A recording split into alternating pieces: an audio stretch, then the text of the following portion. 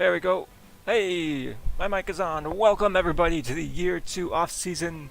We have a viewer. Hello, that's exciting. We didn't have any last season, so very excited to get this underway. As we have finished up year 2, the Jets had an 8-8 record. We were a game, or I should say, one win away from making the playoffs with a little bit of help from tiebreakers, as this team definitely outperformed expectations, at least my expectations this year. I felt like we didn't add enough talent to really improve by 7 wins from our 1-15 season, but we started off the year with a 24-19 victory over the Cardinals and actually had some winning streaks going. We had a 2-game win streak here, week 4 to week 5, heading into our bye week. We had a 3-game win streak that put us in good position to make the playoffs, but we just weren't able to keep the momentum going towards the end of the season. We lost 5 of our last 7 games, and that's not going to help you get into the playoffs. So anyway, again, thank you for joining. We're going to head to the off season here, as there are a number of decisions we're going to have to make regarding the future of this team. We've got several expiring contracts, mostly on the defensive side of the ball. We have to figure out if we want Sam Darnold to be our quarterback going forward, with the emergence of LaMarcus Albert as a threat in the running game, as well as potentially in the passing game. He played well in a couple of games we did see him in. And also we need to decide if we want Le'Veon Bell to be back. It's a very good question, because he has not played well for us the last couple of years. So we are off. So right now, as you can see, we are just before the off season. It's Browns and Giants in the Super Bowl. Cleveland made the Super Bowl. That's how you know 2020 is a strange year. Wow. Let's head to the off season and see what happens. Who wins the Super Bowl, Cleveland or New York? So Daniel Jones versus Baker Mayfield. A showdown I don't think anybody saw coming in the Super Bowl, as it looks like the Giants knocked off Cleveland. Oh, poor Cleveland. Take a look at that game really quick, as Daniel Jones walks away from that matchup as the Super Bowl champion. There is postseason Super Bowl. Here we are, Browns and Giants. Wow, 24-21. That's a good Super Bowl, as Cleveland made a comeback in the 4th quarter but wasn't able to seal the deal. Wow. William Snyder with a 4-yard touchdown pass. He's the Browns' backup quarterback. Daniel Jones and Baker Mayfield each throwing for 2 scores and over 200 yards apiece. You got Devonta Freeman scoring a touchdown. Oh, the go-ahead touchdown. Wow. That's an excellent game. Good job and congratulations to the New York Giants. Oh, we got 2 viewers now. This is really exciting. Yeah, so we're just recapping the Super Bowl here. Cleveland made it, and they unfortunately lost in the Super Bowl. Man, soon enough, Cleveland, your time is coming. But right now, it is all Daniel Jones who leads the New York Giants to a Super Bowl in our season here. So I mentioned at the top of the stream, we've got plenty of intriguing choices to be making during this offseason. We've got several expiring contracts, and I purposely didn't offer to a lot of free agents over the season, just because I felt like a lot of people were playing for their jobs. So here we are. We have 18 players ready to negotiate contracts, including a couple of key players on our defense. We're just going to go through these here. Lawrence Cager, who was a wide receiver, I moved him to tight end. I'm interested in bringing him back to see how he might do back at the wide receiver position, or keeping him at tight end on those outside things. Xavier McKinney, he's only 22 years old, and with Marcus May also being a free agent, we might see him take over the starting role. But before we get too far, I should probably check regression. I always forget to do this step, but it's going to be where's regression? Ha, here we are, play regression. Excellent. Chris Hogan, he's still with the team. Man, he lost 40 attribute points a season ago. He loses 13 here. And he's expensive and 33 years old. He's not... I don't think he played a single down for us last year. These numbers still aren't too bad, but he's not as fast or sure-handed as he used to be. That's too bad. Chris Hogan. Greg Van Roten will not be back with the team. Ryan Griffin goes down 10 attribute points. He's our tight end too. And he made some plays for us this season, but he's not going to be able to stretch the field anymore. 74 speed is just not going to cut it. CJ Mosley only goes down 4. That's excellent news. Even though his speed goes down 1, I think he will still be the centerpiece of our defense. He's the NFL tackle leader from a season ago, and he was voted to the Pro Bowl, so he's just 29 years old. I'm not too worried about that. Marcus May only goes down 2. That's excellent, and that makes me a lot more likely to want to keep him on a 1 or a 2-year deal. Arthur Millette only goes down for as he enters his age 28 season. Again, that speed going down though, man. Bradley McDougall goes down 8. I'm not sure I want to bring him back. I feel like there are younger options that are going to give us about the same level of play, if not better, at the strong safety position, so we'll check those out a bit later. Josh Doxson is also a free agent. He never really distinguished himself from the rest of the backup wide receivers. He had a couple of game winners he dropped against the Patriots, unfortunately. Alex Lewis will not be back. Greg Zuerlein goes down 2, but I don't really care. He still has an excellent leg, good kick accuracy. Vince Beagle goes down 6. None of it appears related to his finesse moves or his block shedding, which is good news for us. He's similarly a free agent. I don't know if I want to bring him back, but he was second on the team in sacks a year ago. Chris Mannertz goes down 10. A lot of having to do with his run blocking attributes, which is too bad because I liked him as a tight end 3. He caught a couple balls for us, but wasn't really seeing the field too often, so we'll probably also look to move on from him in the offseason. So, regression didn't hit as bad as I was expecting. Are we going to see retirements? Yes. Retired. Julian Edelman retires. Calais Campbell, Andy Lee. I don't think anyone from the Jets retired. Tom Compton was a free agent. Jason Peters. Tom Brady retires after 21 years. There's the end of an era, that's for sure. Gostkowski also retires. Matt Bryant and John Ryan. So, no one from the Jets, which is probably good news for us as well, although I was kind of expecting Chris Hogan to retire after he didn't play last year. But again, let's pop into the free agent signing. We have plenty of decisions to be making here as we go through one by one and take a look at the free agents we have to re-sign. Khalil Balaj might be the most important just because I'm not committed to Le'Veon Bell, and he plays well as kind of a 1-2 punch in the running game. He had a 200-yard game for us in relief of Le'Veon Bell and Willie Sparks this year, and I was very impressed with that. So I gave him plenty of carries down the stretch, and he did well when the blocking was there. So I don't want to bring back Greg Van Roten. He was a backup last year, and I can't say that I want to bring him back. Alright, we're just going to ignore Greg Van Roten. Let's head back to Khalil Balaj. He's 25 years old, so I don't know if I want to make this a long-term deal. But say $9 million over 3 years. Maybe 9.5.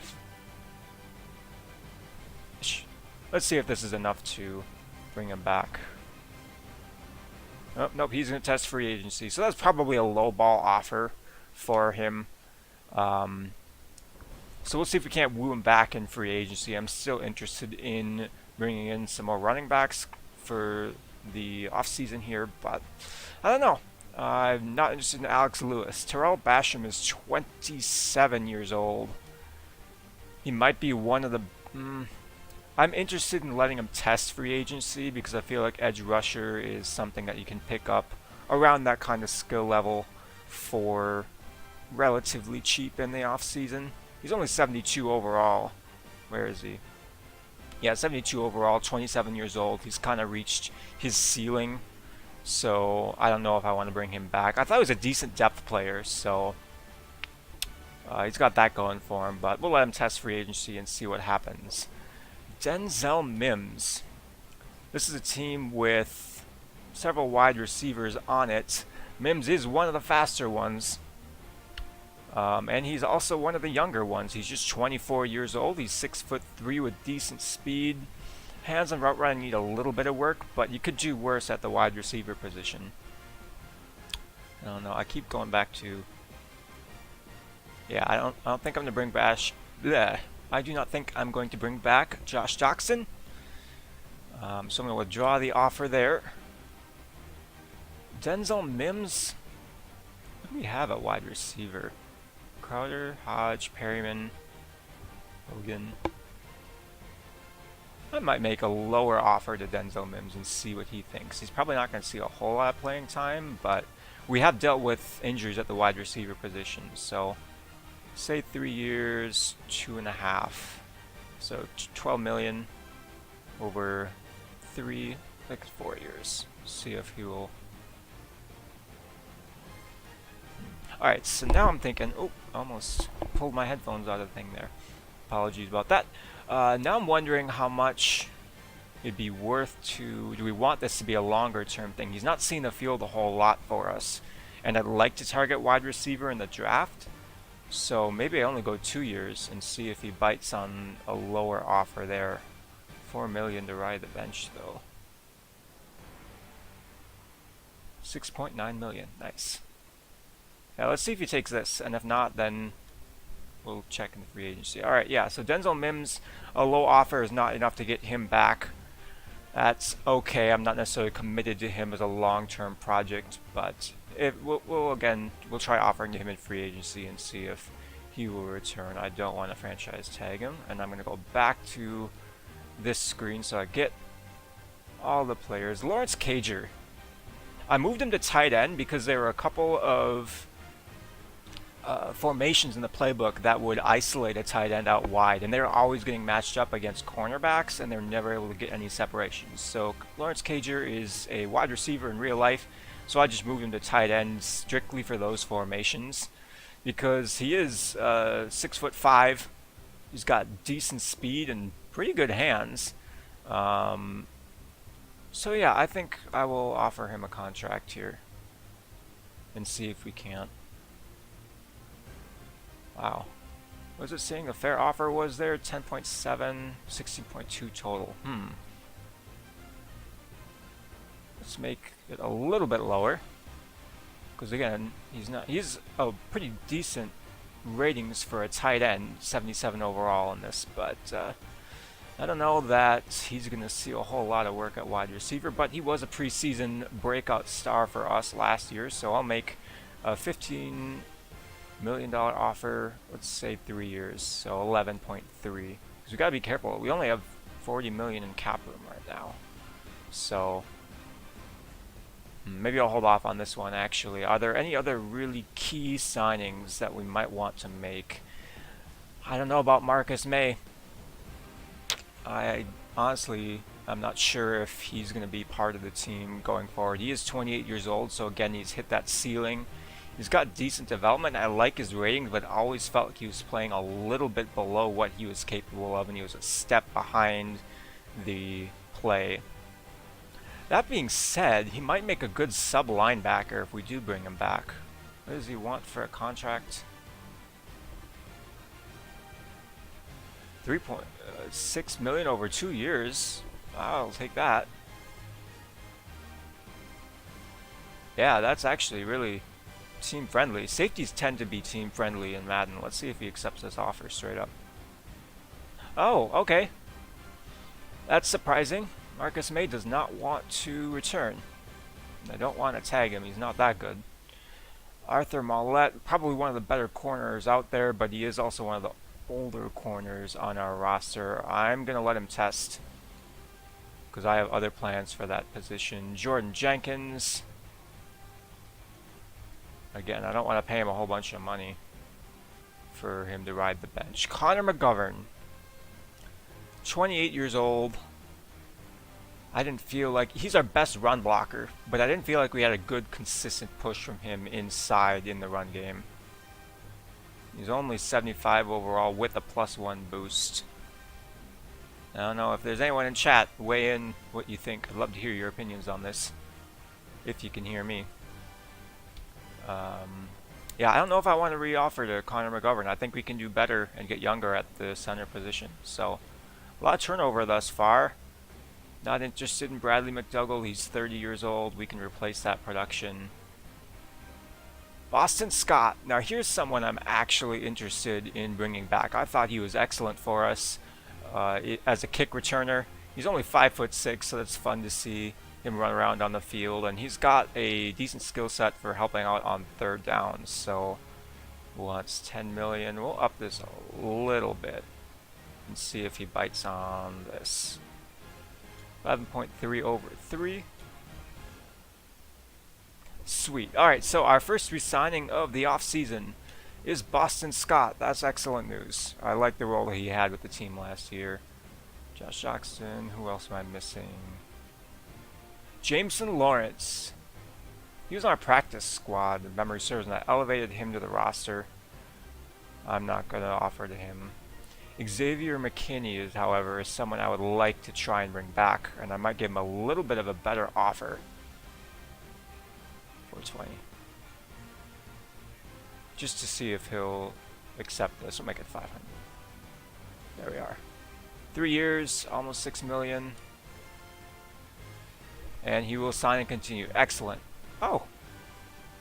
Hey, Burgos, welcome. Yeah, Lawrence Cager. I agree. Welcome to the chat. How's my volume level while you're here? I am curious.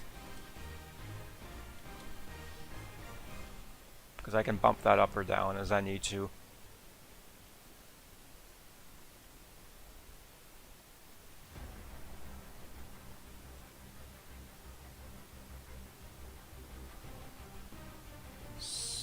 Let's make it a little bit better. Sweeten the pot for him. See if 17 million over 4 years. He could be a tight end for us going forward, or a wide receiver. We'll find a place for him on this offense. I can justify this money. Lawrence Cager will stay with the Jets. All right. Good volume. Excellent. Thank you for the feedback. I greatly appreciate it. So we re-signed Lawrence Cager, Xavier McKinney, and Boston Scott. And I don't think we're going to bring back Vince Beagle. He wants a little bit more money at the age that he is at than what I'm willing to dish out.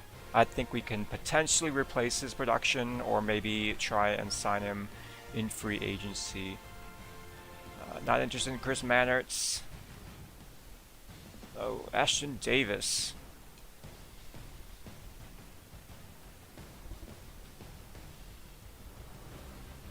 You know, he's decent depth. I'll give him a 2-year deal, see if he'll bite.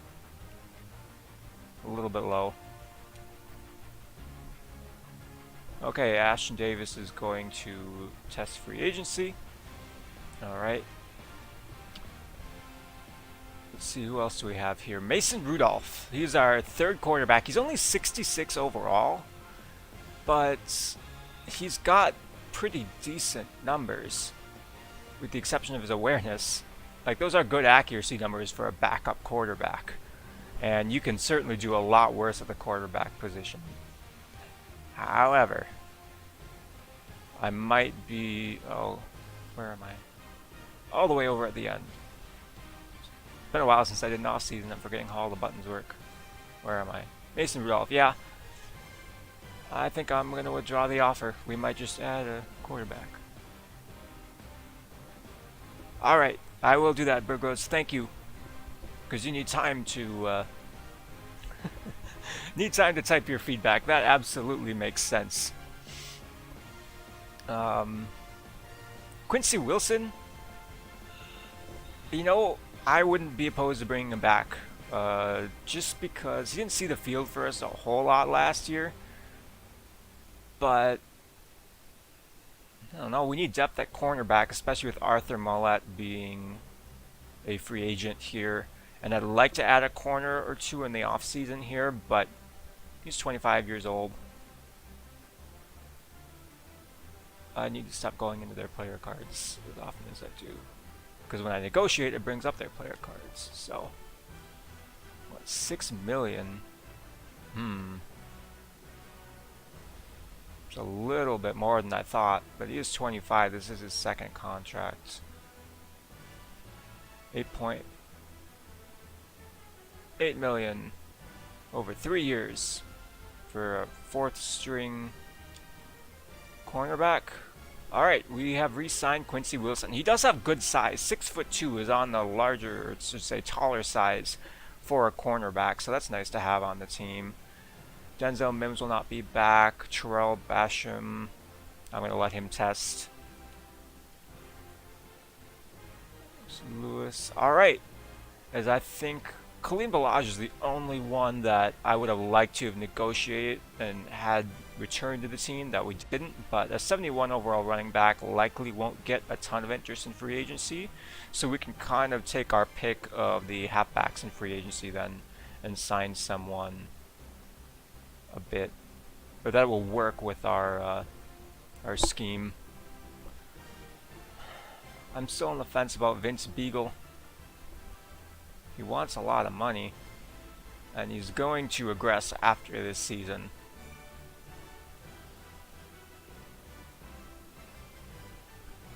He did have 7.5 sacks for us, and I think he played above his ratings, but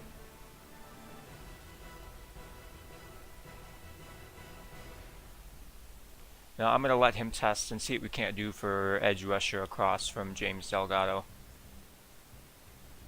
because we need to keep cap space available. We're under 30 million, which might be our next project, will be to see if we can't move on from Le'Veon Bell. I should save here quick before we get too far along,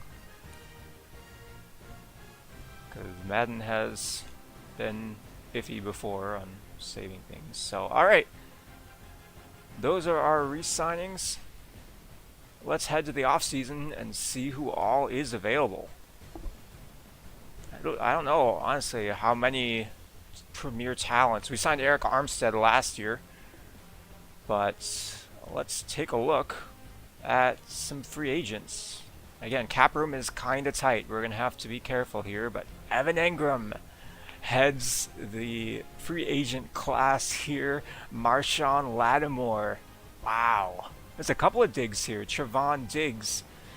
There are a couple of cornerbacks, not a couple of digs. There's only one Diggs. 23 years old. So in real life he wouldn't be testing, but whoever made the... he'd still be on a rookie contract in real life, but whoever made this roster just kind of imported the old salaries of whoever they edited over. So someone like Trevon Diggs has only been in the league for 2 years, is already able to command some pretty decent money. Wow, alright, consider me interested in Trevon Diggs. He's got an excellent skill set here. Better man than zone. With good press, good tackle, excellent catching. He's 6'1" with 92 jumping. That's and only one team, the Bills. He could reunite with his brother Stephon Diggs in Buffalo. Wow. Alright. Sheldon Rankins is getting a lot of interest here. Keanu Neal. There'd be a strong safety position we wouldn't have to worry about for a while. He's only 26 years old. Though the speed isn't quite what you want from a strong safety position. That hit power is right up there. David Andrews, the former New England Patriot, is getting interest from the Super Bowl runners-up, it looks like. The Panthers are also being quite aggressive here in free agency, and yeah, I agree, Diggs would be a fun signing. Who else? How good is Lattimore though? 87, and no bids for Marshawn Lattimore? Are you kidding? Why? Why not? He's 25 years old. He's one of the better corners out there. Wow. Got 93 speed. Former Defensive Rookie of the Year. And no interest? That's surprising. Wow. Alright. I lost my train of thought. David Andrews. Tyree Phillips. Oh man. I would love to upgrade interior offensive line. Tyree Phillips is an excellent run blocker. Not great in the power game though. He's more of a finesse blocker. Huh. He's a number 7 ranked guard in the league. A right guard, I should say. Wow, alright. There's someone to keep an eye on. Might be an expensive bidding war for his services, though. Jonathan Taylor is not getting any interest. James Conner is just one team. David Njoku. Marlon Mack. I can't sign this. Chidobe Awuzie. Why is he getting interest and Marshawn Lattimore isn't? Madden, you make no sense sometimes. Again, excellent top-end speed for a corner. But Jalen Guyton, deep threat.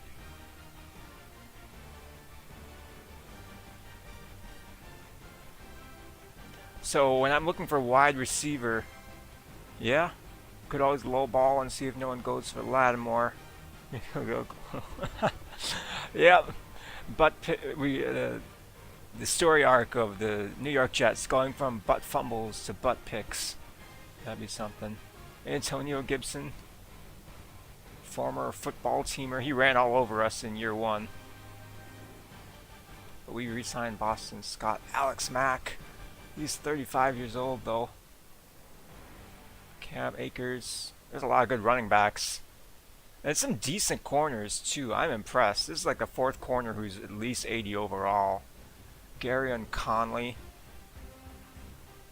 Jared Cook. John Ross. Oh man, you know I like throwing it deep. And you just add someone like John Ross. He looks to have a similar skill set to Rashad Perryman though. He doesn't have great release. And not that good at catching in traffic. So perhaps we pass on John Ross, Jamal Williams, Tariq Cohen. If we hadn't re-signed Boston Scott, we'd be going for Tariq Cohen. Because he's got a fun skill set as well. Look at those catching numbers. He is a threat in the passing game. Good medium route running too, which is tough to see. You don't get that in a lot of halfbacks. Takaris McKinley at left end. Wonder what his speed is like. Huh. Not the best in terms of block shedding, but decent strength, good enough speed. He might be a good right outside linebacker. Vernon Hargreaves. A lot of good cornerbacks. This is a deep cornerback free agent pool. Zach Cunningham, Trevor Williams, nickel Robbie Coleman. I wonder what position he plays. Here's Marcus May. Again, the Browns are looking to lock up the free safety here. Kaliki Hudson. Jordan Lewis. Earl Thomas. Man, there's a lot of names here I wasn't expecting. Emmanuel Ogba just blew us up as a member of the Titans. Good speed. We don't really need interior players though. He's 28 years old. Alright, we could spend a lot of time if our football fan just goes through all of these. Looking for, okay, just Trubisky. Just have to look. Mitchell Trubisky, Jordan Love, Jacoby Brissett, Nick Foles. We don't really need a quarterback. I am committed to looking at the players that are already on the roster, but Mitchell Trubisky will be with a new team next year. Halfback isn't really a need. Wide receiver. In the wide receiver position, I'd like to find someone with good release, and I don't remember seeing it on Jalen Guyton. 81 release is still not that great. Good hands though, in traffic. Ross. Brian Edwards. Physical build. He reminds me of Kaderl Hodge, and that's something we already have. Keelan Cole is 28 years old. D.D. Westbrook, 27. Oh, the slot. Nope. Rashard Higgins. Nope, release isn't there too, although he's a pretty good route runner. Good hands. Nelson Aguilar. Josh Reynolds. Golden Tates. Cole Beasley. Steven Sims. What's your release like? 84? Route running isn't great, but the speed and the release is a little bit better. David Moore. Nope. Alan Lazard. That's a good name. 6'5". Nope. Looking for a deep threat. Jalen Rieger. Alright. And no. Okay. Good speed, though. Jakeem Grant. He had that big touchdown against us in week 16. Oh, no release there. Wow. Alright. Josh Gordon, not interested. Geronimo Allison, that's just a good name. And Albert Wilson is also testing free agency. Miami's going to have a very different wide receiver core next year. Devin Duvernay. We'll see him twice a year. Release is good there. Josh Jackson. Michael Pittman, 6'4", 24 years old. Nope, we're getting down into the role players, not the true outside wide receivers here. Mohamed Sanu probably doesn't have the skill set we're looking for. Nope. Alright, who was it that had the decent... Was it Josh Reynolds? With the decent release? It was one of these. Keelan Cole? 81. Is it D.D. Westbrook? No, I just opened him. Who was it?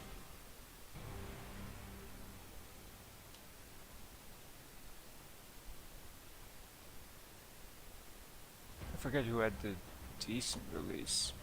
Steven Sims, was it? Yes, alright.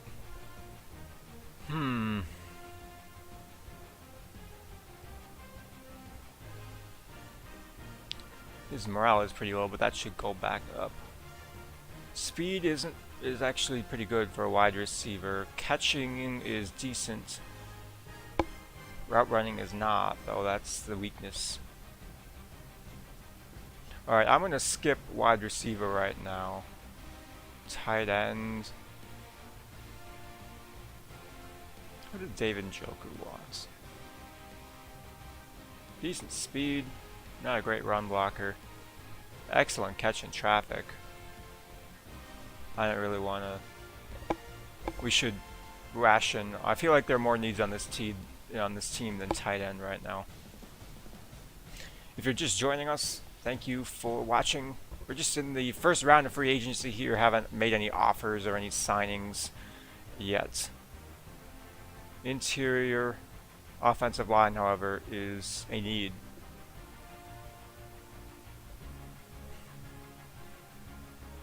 Dan Feeney, he's got the power build, which is what I look for, but he's not a great blocker. I don't think we're going to really find a starter here in free agency when the highest rated left guard is 75 overall. What about centers? David Andrews, 29 years old. You know, it's hard to argue with those numbers. That'd be an instant upgrade over Conor McGovern. Excellent run block power, excellent run blocking skills. Can get done in the pass game too, and really high awareness to help with blitzes. John Ross speed can make up for it. Getting your tight end in big of a need. Agreed on prioritizing linemen. Yeah. Alright, David Andrews. We'll take a look at you. Alex Mack, 35 years old. would probably only want a 1-year deal. 12-year pro doesn't quite have the skills I'm looking for. Mike Pouncey. Yeah, release is hard to find in wide receivers in Madden for whatever reason.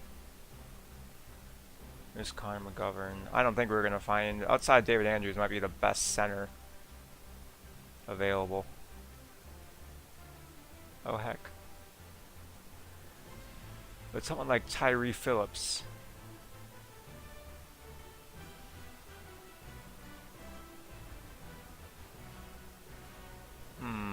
He's an excellent finesse blocker.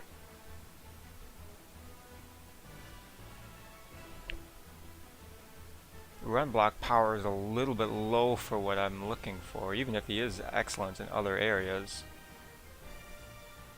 His run blocking as a whole is good though. 86 without the boost. Only 25 years old.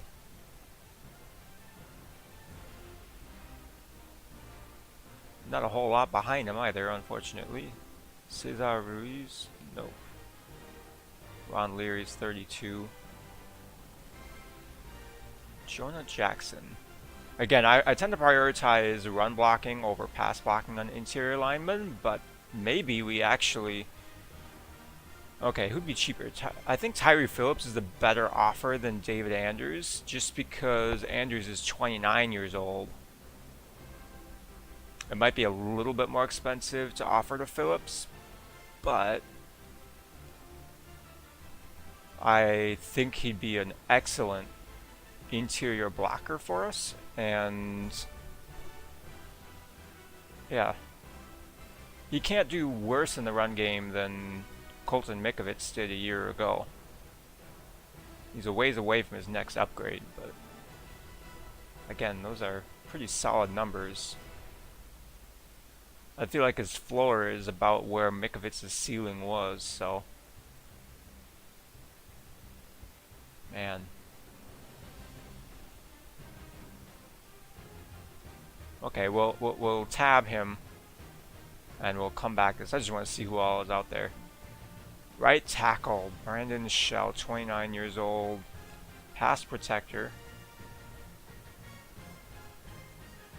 Not bad, but I feel like our young tackles are gonna grow. Yeah, not seeing anything I like here. Left end, not exactly a need, but you might find builds here that are going to work well, or if you like move into an outside linebacker in a 3-4 scheme. Someone like Takaris McKinley, who's got a speed rusher build at the left end position. He's kind of built like a heavier linebacker.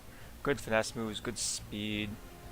Block shedding's kind of low, but let's see if we can't find someone a little bit cheaper. Randy Gregory, nope.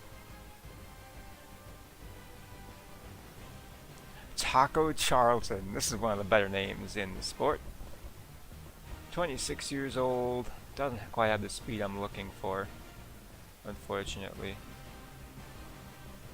Henry Anderson really speaks. He's got a low ball offer from Seattle.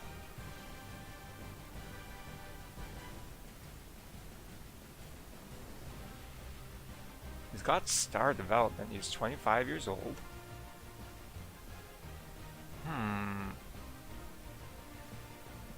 He's 6'3", 285.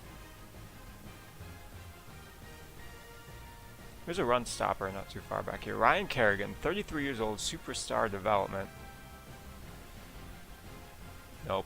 Can't really play inside, unfortunately. Alright. Let's head to defensive tackle. Sheldon Rankins headlines this class.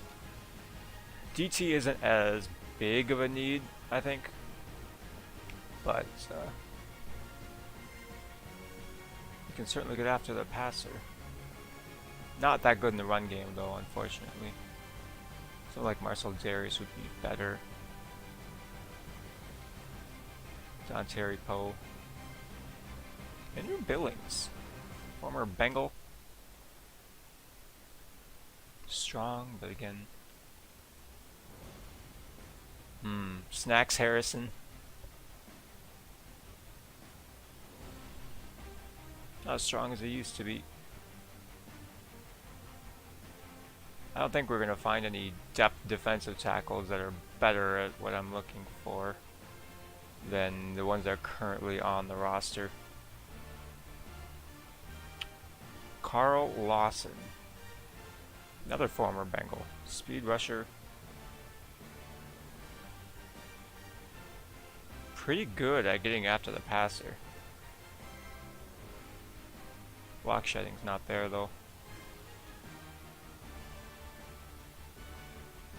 Derek Barnett is drawing considerable interest. Not quite what I'm looking for. Kaylavon Chazen.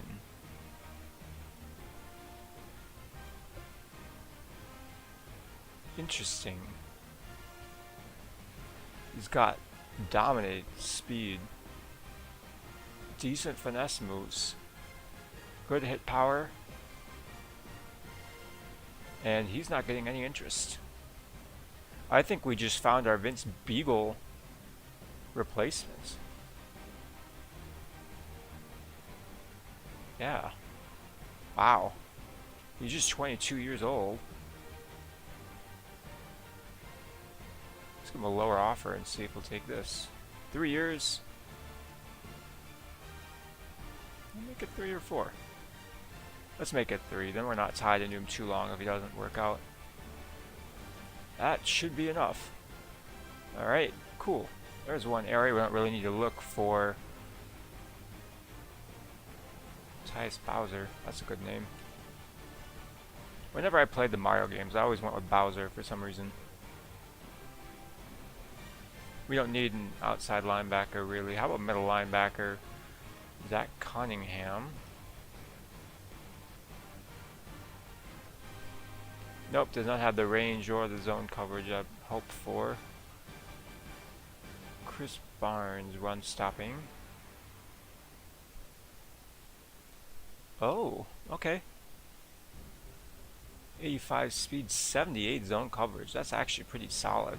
His awareness is kind of low though compared to his play recognition. He's not going to be a whole lot of help in the run game. Okay.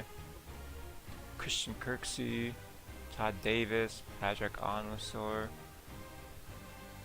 Andre Campbell, Blake Martinez, Troy Dye. He just destroyed us in week 17. And he's been allowed to hit the market. I love his measurables. Excellent speed. Strength is a little bit low, but and his zone coverage, not really someone I'd bring in, but right outside linebacker, Kaliki Hudson. Hope I'm pronouncing that right. Good block shedding, but not a good pass rusher. Gordon Jenkins. Zach Bond.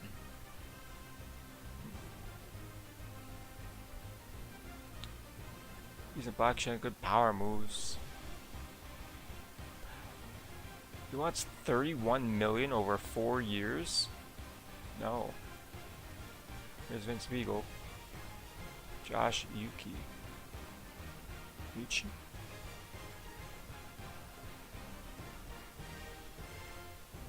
Alright, cornerback. This is where we can really make a splash. Marshawn Lattimore headlines this class, and he has no interest. I can't believe it. Like, he's a really solid cornerback. He's young, and he has star development. So it's not like he's a former defensive rookie of the year. And he's someone you can just stick on a receiver and trust him to take him out of the game. Wow. What's his awareness? 82, which is a little bit on the low side, but like he makes up for it with excellent speed. I would love to bring him in. Then there's Trevon Diggs, so we're kind of going to have to choose between one of these two.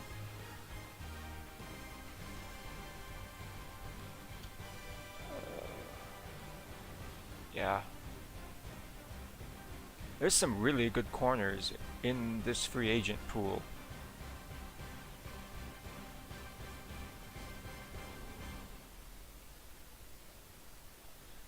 I think I'm going to go ahead and offer to Lattimore. I know Diggs is a couple years younger, but I think Lattimore could be a really good 4 years.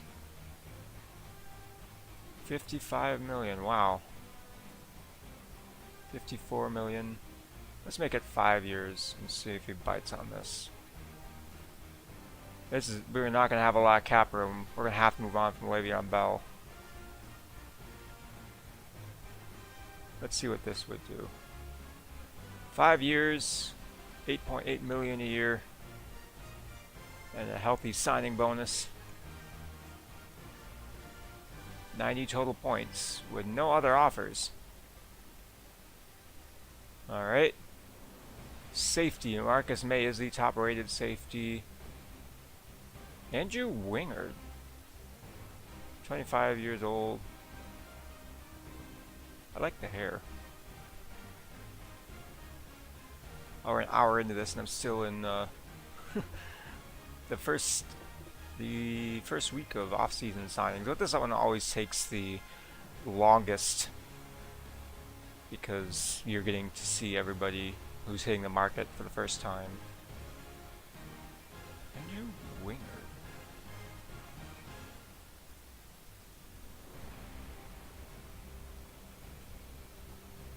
I don't think I want to try and bid for Keanu Neal. Eric Murray might go to Miami. 27 years old. Not quite what I'm looking for. Jeremy Chin. 6'3", that's a good size for a safety. 90 speed, decent zone coverage. Okay. Sean Williams, Bias Farley, Kavon Wallace. I don't know if I'm really looking for a starter at this point. I think Stephen Donnelly's earned that, but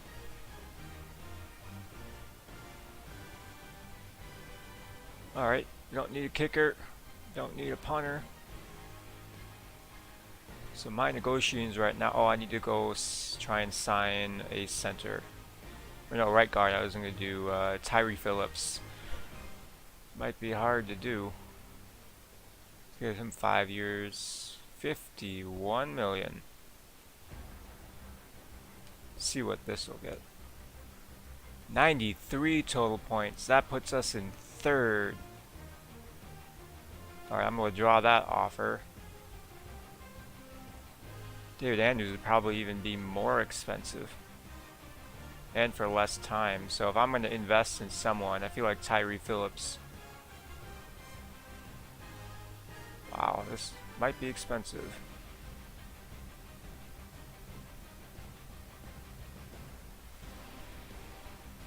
Let's see what this offer gets him. 53, gets him 95.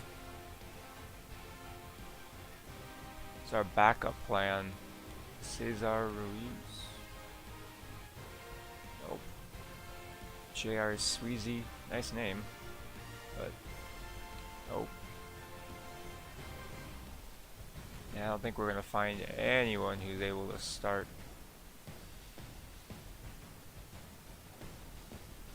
What about left guards? Dan Feeney might be cheaper, but I don't think he brings any upside. Centers, Mike Pouncey. What his ratings look like? Decent run blocker. He's gonna regress though. Alright.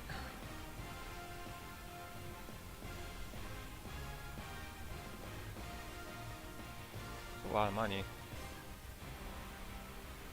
Alright, bumped up to 6 years, gave him a little bit more. 96 total points. That still puts us behind Cincinnati and Miami.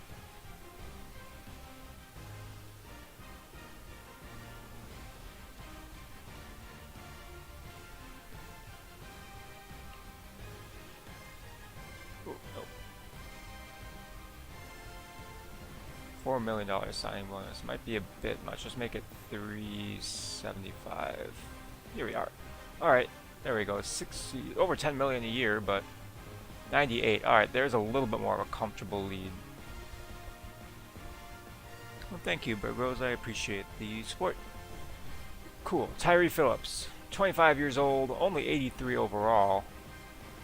10 million a year, or 11, I should say, for a right guard.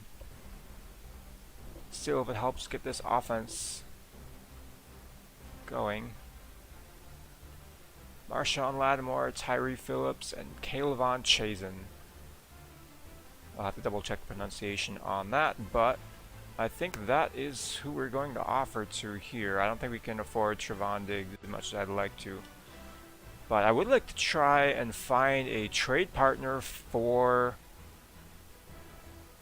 Oh, I can trade now, yay! Le'Veon Bell.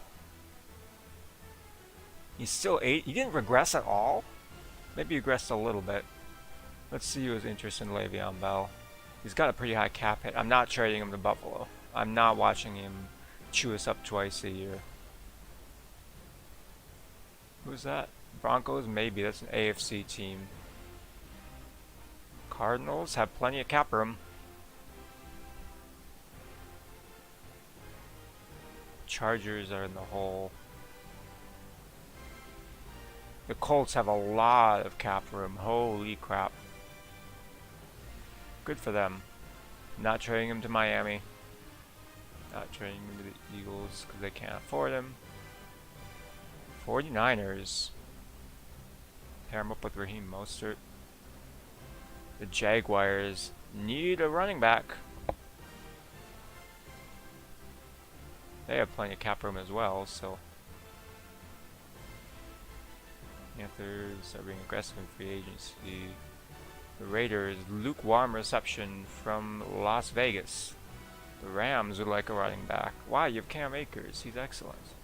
The Ravens, oh man. Can you imagine the Ravens offense with like Mark Ingram, J.K. Dobbins, Lamar Jackson, and Le'Veon Bell? You just run that triple pistol and away you go. Washington, New Orleans. Steelers want him back. Oh man. You crack me up, Madden. And the Vikings. Alright. Who? The Cardinals. We play the NFC West this year. What do their draft picks look like? Pick 21. I don't think Le'Veon Bell can really command a first round pick anymore, but I wonder about the seconds. Second for Le'Veon Bell. Let's see what this... That went through. Okay. So we get a second round draft pick, pick 53.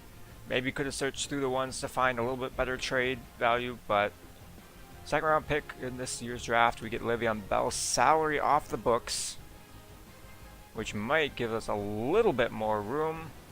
There's some more cap room. Oh, this is 13.8 available. But I like this class thus far. We're going to see who accepts. Let's go on to stage 2 and see what happens. We've got our offers in place. We are first in all 3 races next week of the 2020 offseason. As we are now up to speed here. Yes, we got all 3. Kayvon Chazen, Marshawn Lattimore, and Tyree Phillips. All accept our offers. Alright, let's take a look at the team real quick and peg some other needs. That's huge. Alright, interior, like center is still a need, but I've got my eye on 1 or 2 players in the draft. Wide receiver is still kind of a need as well. I don't think we've got a whole lot. Brashad Perryman will be back for us next year. Wouldn't mind bringing in some kind of another halfback to help split carries with Willie Sparks. Sam Darnold, LaMarcus Albert. On the defensive side of things, how are we looking here? I would like to change Kayvon Chazen to right outside linebacker.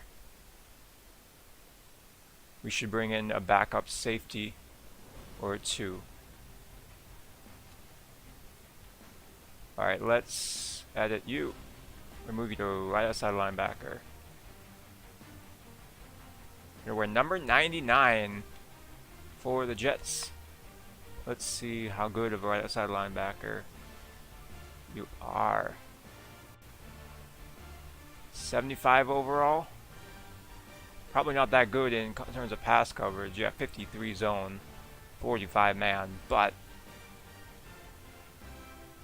there's at least a starter and someone we can work with. I think he will be excellent opposite James Delgado. Or at least a little bit of a distraction. Someone else with, he's got excellent speed to get around the edge, so. Yeah, I could use another corner.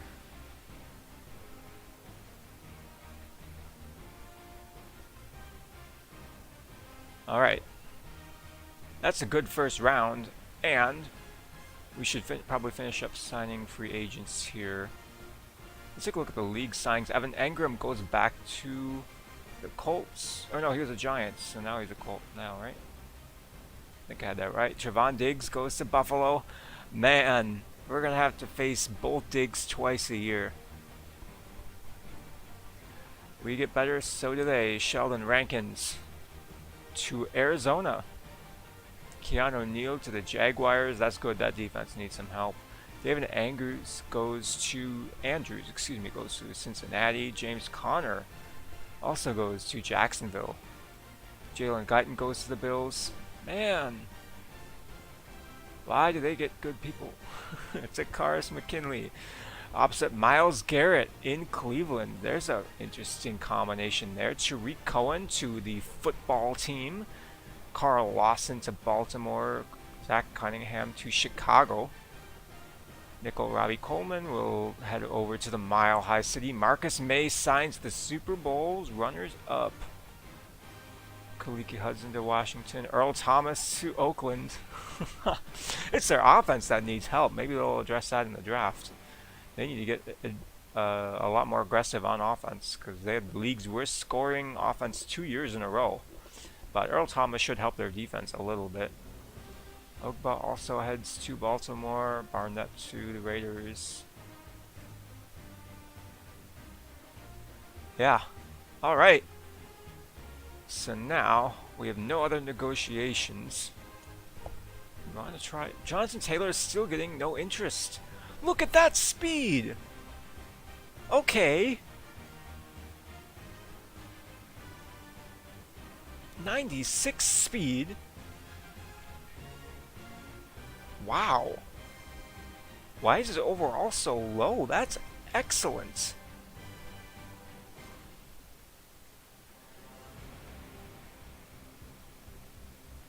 Wow.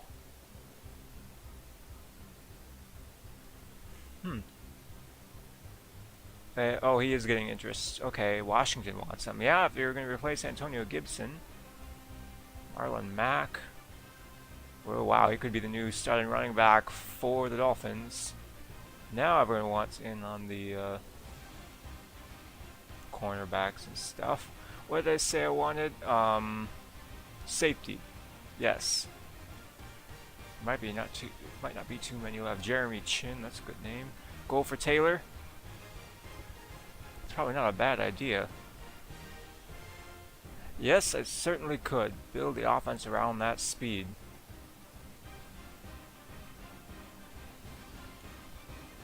I think I'm going to offer to Andrew Wingard here. He doesn't have the top end speed I want from a free safety. 87's a bit on the low side, but the hit power is there. He's got decent coverage when it comes to zone, and he's a much better tackler than Marcus May. The payoff is that his play recognition is pretty high, but his awareness is low, so he might get faked out a bit, but he's going to be on the field for us. So I'm going to offer him a 3-year deal. Let's make it 2. A little lower. See if he bites on this. 83 total points. We're the only one offering. We want Taylor.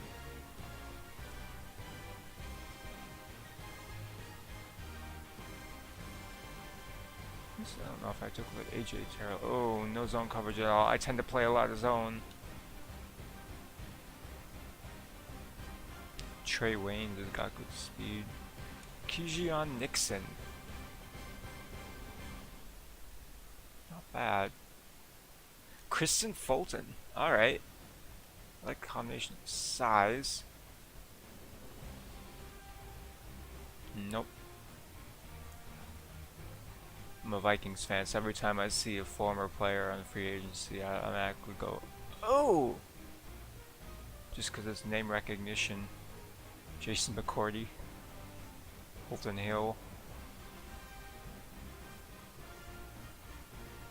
Malcolm Butler. Prince Kamara. Alright, we were trying to figure out how we might afford Jonathan Taylor.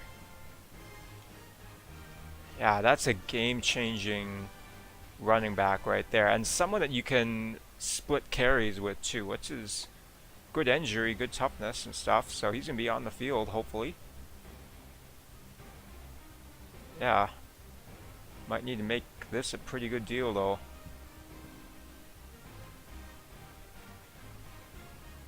$25 million over 4 years.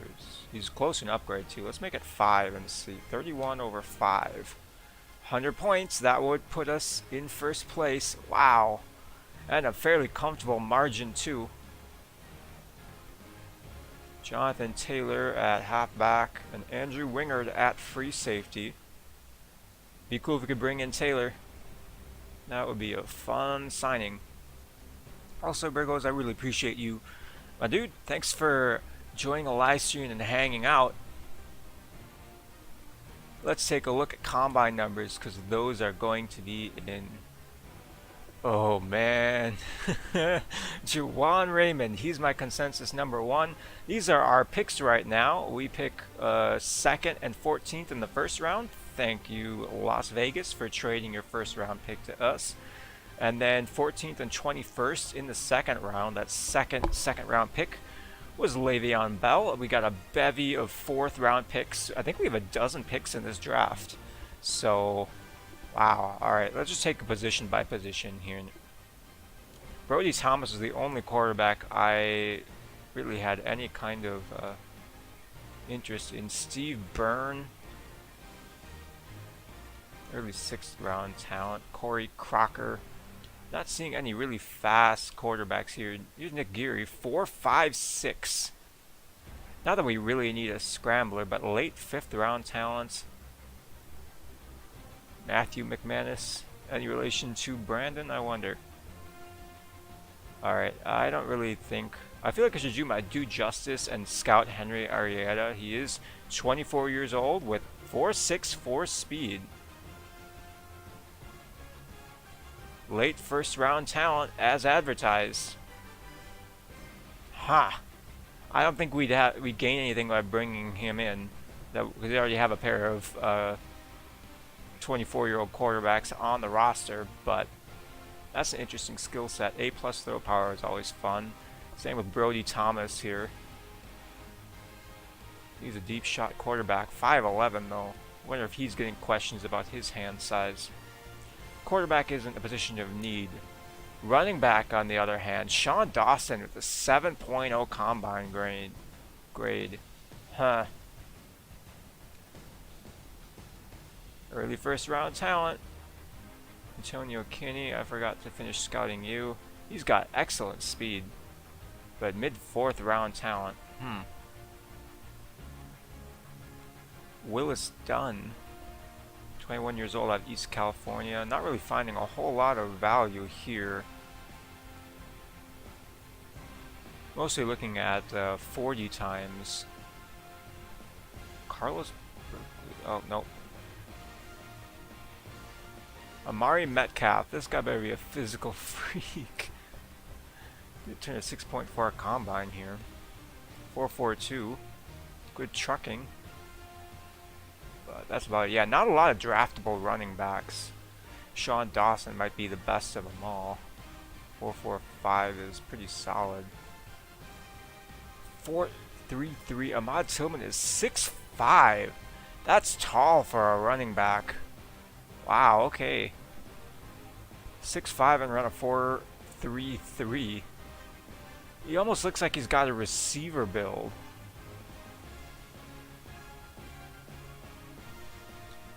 I'll put him on my watch list. I don't know. 6'5", 233. That's a fast, tall running back. I don't know who the tallest running back in NFL history is, but 6'5" is up there. Wow. Dylan Beckham is still my favorite fullback, even though I don't think it's a need. Jerron Hunt's had an excellent combine. Good for him. Wide receiver. Here's where we might find a little bit better value if we're looking for someone with release. Gilbert Jordan just knocked the socks off the combine with the exception of the 40-yard dash. Good route runner, good spec catch. Early first round talent. Anthony Bell was the consensus number 1, but he kind of got outperformed by Gilbert Jordan in the combine. Lane Foster, 4'49" with 6'6" height and excellent jumping skills. He can go up and get the ball. He's got good release. I don't know if he'll be a good value pick though. Who's our good release? Eugene Hilbert. Ran a 4.42. He's good for 10th in the wide receiver class. Wow. That is exciting. Oh, Lewis Moorhead. How did I forget about you? 4.40. And he's got A+ release. Alright, Lewis Moorhead's got to be my top target in this draft. There's some other good receivers and stuff, but who's faster than the 4.40? That's so blindingly quick.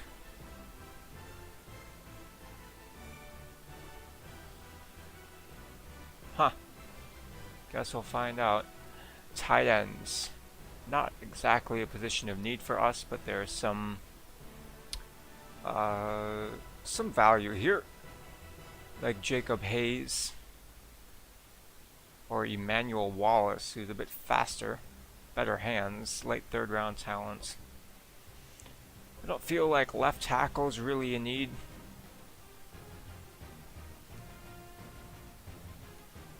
Nope, nothing here for Ben Daniels. Left guard, Antoine Mcallister had the best combine. Good bench by him, excellent. Bench by Mcallister. Sounds like a perfume line or something. Kerry Feldman did not do good in the bench press. Oof. Not gonna lie, I had my eyes on him for a while, but only 23 reps at the center position. Derek Foster did a lot better. Christian Michael only did 24. Wow. That is disappointing. I had Feldman as one of the people I was looking at for my first round pick at number 14, but man, he's got the power build, but if he can't push the pile, maybe Benjamin Burks will be a bit better. That's more like it. 34 reps. Early first round talents. That's a good pick right there. CJ Alexander. Right tackle. Oh, there's some good talents here too. Mason Matthews might be good value. Devin Autry, 40 reps.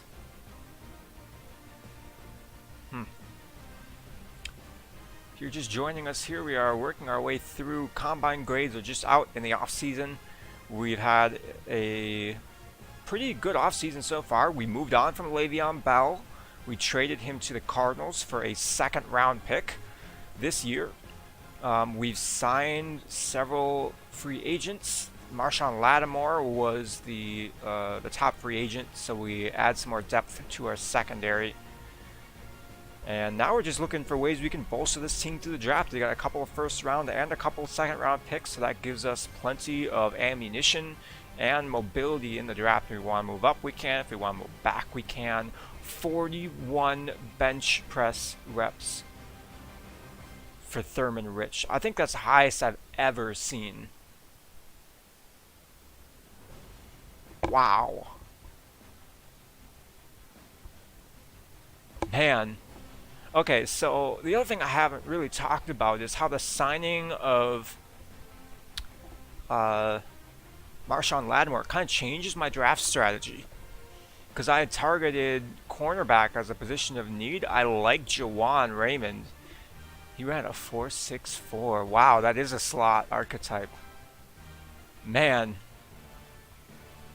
So he's not going to hold up on the outside like someone like Thomas Harper, who ran a 4.24 could. Wow, the variability in this draft class is so surprising. Some people like Jawan Raymond, who I had tabbed as like the consensus #1 pick in this draft, is pretty slow for a cornerback and not really someone you can trust to keep up over a long play, but man, he'll lock down the slot for you. Wow. I had said corner was our top position of need with the #2 pick, but suddenly we're looking at having a little bit more options at #2. Julian Joseph, 38 reps. Man, Thurman Rich might be my new favorite prospect now. Good block shedding, good pursuit, good tackle, excellent bench press. He could slide right into that defensive tackle position. Landry Walker, 38 reps. He ran a pretty good 40 though, 4.75. Kinda struggles to get off the line from the looks of it, but he's 6'5", almost 300 pounds. Early first round talent there. Donald Savage has the makings of an outside rusher. How about middle linebacker? Well, we'll get to that in a minute. That might be another area we take a look at. Jamal Frazier. Nothing really sticks out here, but he did have 34 reps. And then Niles Adams, 33 reps for the 21-year-old out of Maryland. Defensive tackle, Dion Bartel. Wow. Late first round talent, but he sure tested well. 6.7 combine grade. Carlos Landry, early first round talent. There's a lot to like there. Wow. A- hit power, A- pursuit, B+ power moves. He's going to get after the passer. That's for sure. Rakeem Winston, 6.8.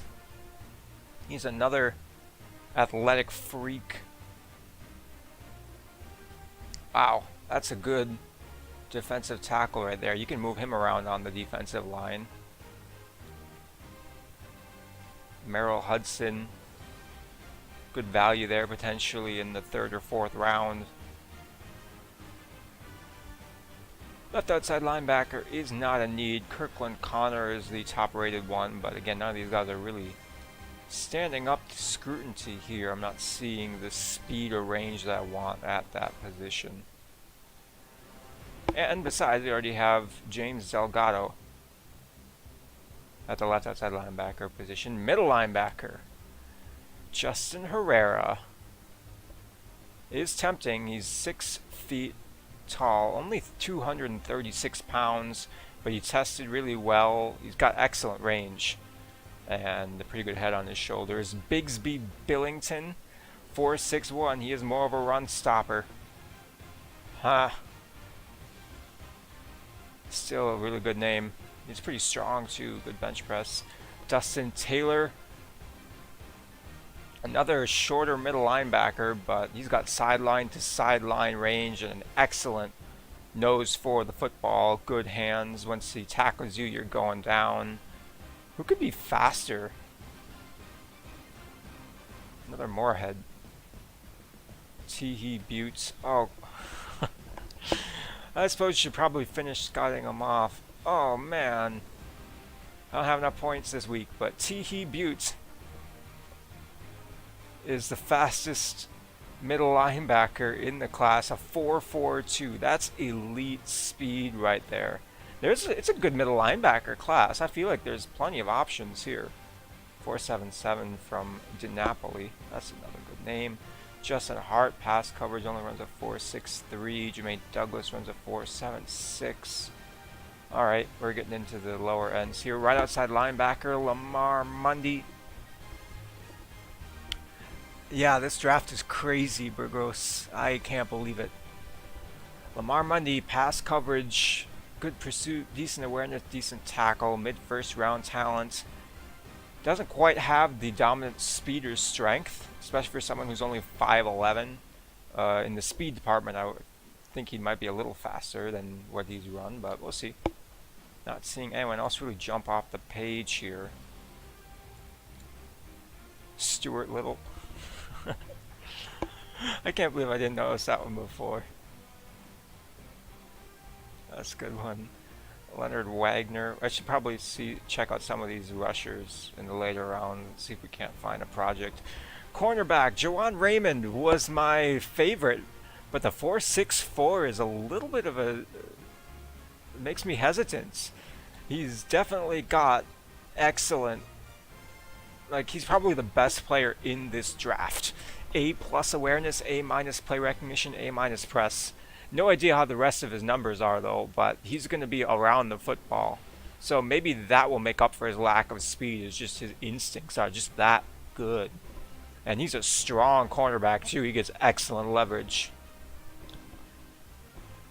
Yeah, you are correct, Bagros. There's plenty of depth there. Thomas Harper is probably a better outside cornerback, but again, is cornerback a need for us right now? Damon Stanley's 6'5". If he's still available in the second round, I might go for one of these corners just to try and get a little bit more youth. Tyrone Taylor, 4'5'8". Ibrahim Mayberry, 4'4'1". Late first round talent out of Washington State. He might be worth spending a pick on if he's still available in the second round. We have a couple of second round picks.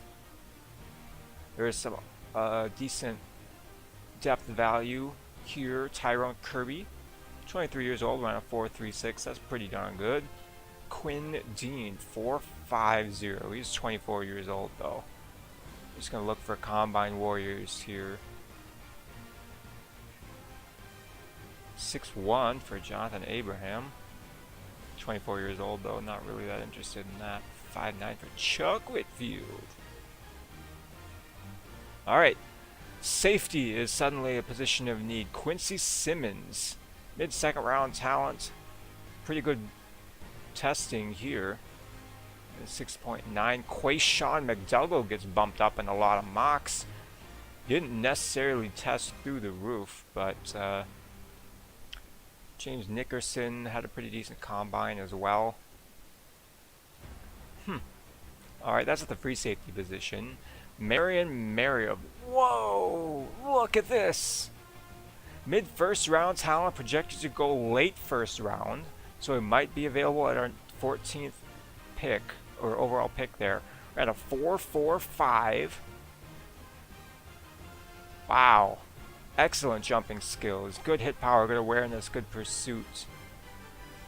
There's some really good... I mean, I know safeties tend to test a little bit better. But there's some options here. Shannon Bishop, 4.46. Tyrone Dunn is probably my favorite. You're at a 4.49. I like his grades. 4.64 for Greg Winston here. Anyone else really pop off the page? Rashad Atkins, I cannot test you now and see what your top three are, but you're at a 4.42 and that's just elite speed. 6'5" for Damian Douglas. Okay. 24 years old though. Don't need a kicker, although Chris Andrews.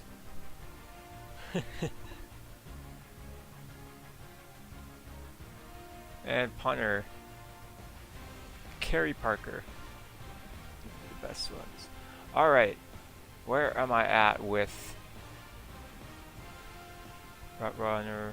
I'm just looking for Combine Warriors at this point. People to try and come back to later on, potentially, and scout once you get a few more scouting points. I don't tend to look at the wide receiver position too strongly until you get combine grades, especially if not a huge need for us. But I would like to add another playmaker. Justin Gibson, deep threat out of Air Force. I bet he can fly. I will show myself out.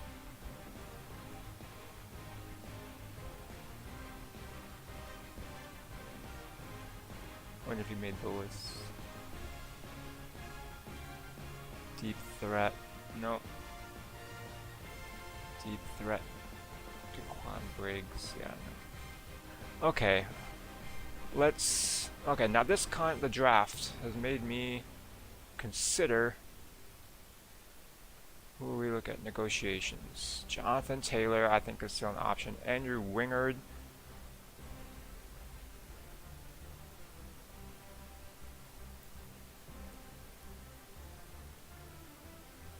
You know, I think I might withdraw my offer to Wingard. He's not bad, but I think we're going to be able to find a player in the draft that might meet that. So, Jonathan Taylor, we're ahead by 3 points on the speedy running back that we're hoping to replace Le'Veon Bell. We signed Caleb Von Chazen, we signed Marshawn Lattimore, we signed Tyree Phillips. Let's head to stage 3 and see what happens. We sign Taylor, that'd be great. That'd add another dimension to our offense. He's a home run threat. Oh! Jonathan Taylor signs with someone else. That's a surprise. He took the lower offer to sign with the football team. Oh man, that's a surprise. Okay. Now we look for another. Cam Akers is available.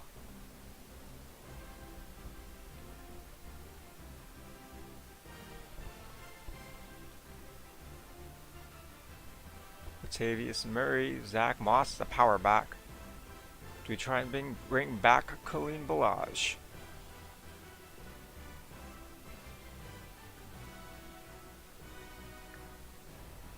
There's no interest for Khalil Balaj. Man, I'm surprised Taylor didn't sign with us. I thought for sure we had him. I'll give him another 1-year deal. I feel like you gotta earn it now, bud. 2 years. I don't think he's gonna like this at all. 40 points. I can do better than that. There we go. 2.3 for 1 year. 49. Wow, you don't like that at all, do you? Alright.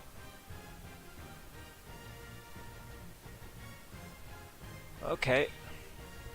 Given that there isn't a whole lot of depth at the running back position in the draft,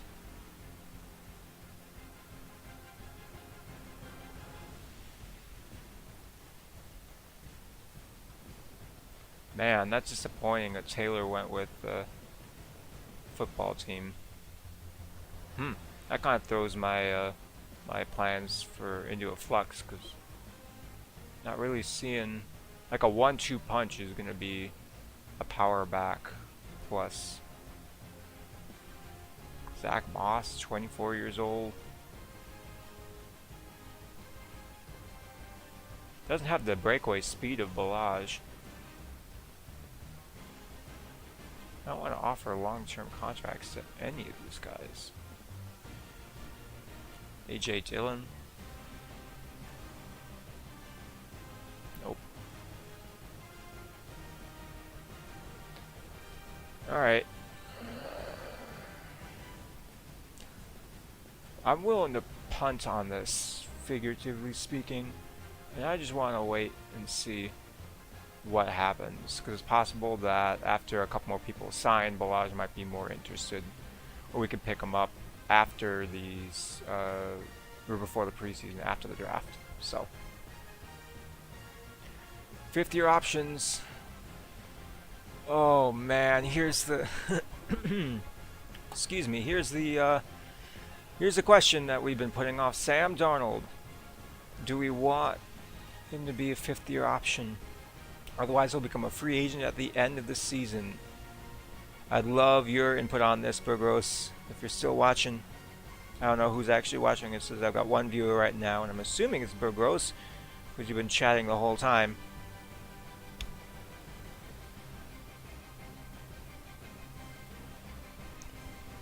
Do we offer a 5th-year option to Sam Darnold? My gut says no. I think he's got to earn a contract he's got to earn the starting job and beat out LaMarcus Albert and then earn that contract. So this is kind of a risky move, but because if he breaks out and has an excellent season, then we pay him early. You would so we'll have him for this coming season, regardless of what I choose here. But would you give him another year beyond that? Give him a fifth-year option? Because I'm tempted to say no. I don't want to. I don't know. I don't want to tie him up long term because if. I mean, we're not going to need to make that decision right now. Yeah, I'm going to go with no.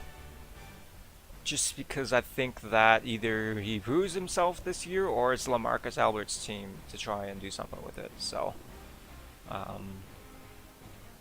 little risk to. Given that he hasn't played at a super high level for us. He's had his moments, that's for sure. But he's also shown some brilliant inconsistency, and he's led the league in turnovers 2 years in a row. So maybe he'll be a trade piece if Albert wins the quarterback job. We'll see. But yeah. Alright, yeah, I'm in agreement with you, Big Rose. Thank you for the feedback. Alright, I should go to my draft board and scout these final people. Teehee Butte, man. Late first round talent. He's got 3 A minuses.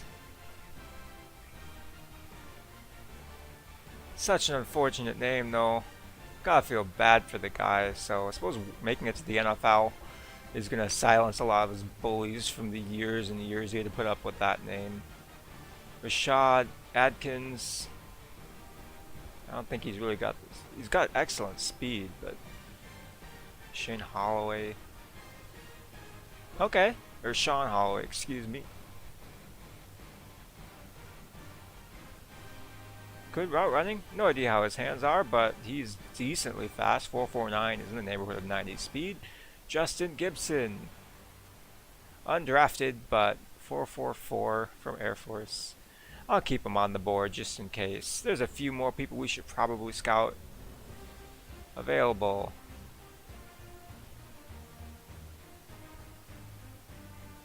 Michael Pine. Not really seeing any running backs that I like, unfortunately. Also, if you get this hold A to reorder, if you go back, it's just like any menu, and you press your right stick, it'll get rid of it. Learned that the other day. It's kind of cool. Where was I? Halfbacks. No, we need. Take a look at interior lineman here. Sherwin. I just hit B. Sherwin Smith has a decent amount of reps, even though he's got a pass protector archetype. Mid 7th round talents. How about guard? Any of these? Power for pair easily. Only 25 reps there. 27. 23. Just looking at bench reps mostly for offensive linemen.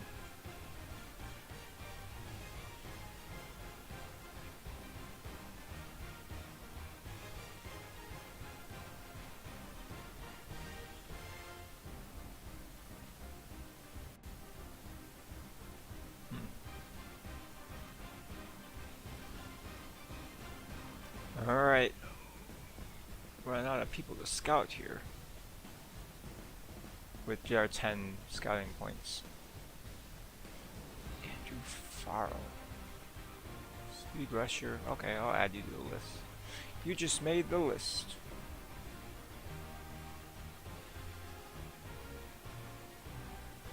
Alright, that's it for our scouting points here.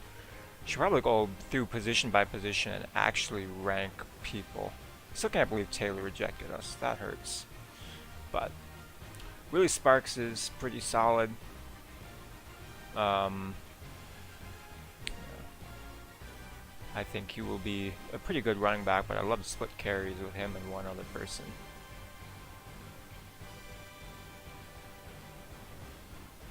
Here's our Lewis Moorhead as my top A+ release. he can really fly down the field. No idea how his hands are, but he's got pretty decent route running, so he's probably going to get open. Gilbert Jordan, 4.51. Gene Hilbert ran a 4.42. Good spec and catch in traffic. Keaston Harding ran a 4.34. Good route running and B+ run block. You don't see that on a receiver every day. That's a team player right there. B+ run blocking. Wow. Alright, tight ends. Left tackle, not a position of need. Scouted a few. Antoine Mcallister might be worth a pick, even though he's a pass protector archetype. Man, Kerry Feldman.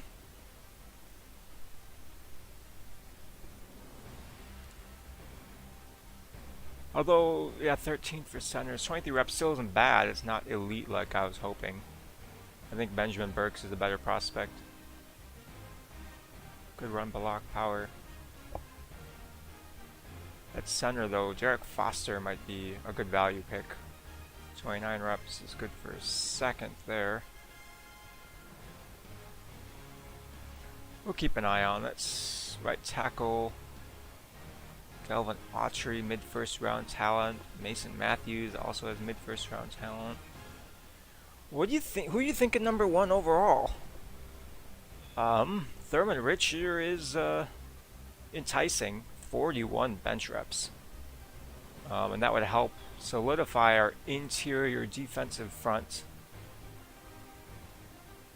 Carlos Landry is also really good, although he only had 31 reps. Good power moves. Plenty of talent in the middle linebacker area. Not one that I'm seeing early first round talent that I'm really excited to jump on.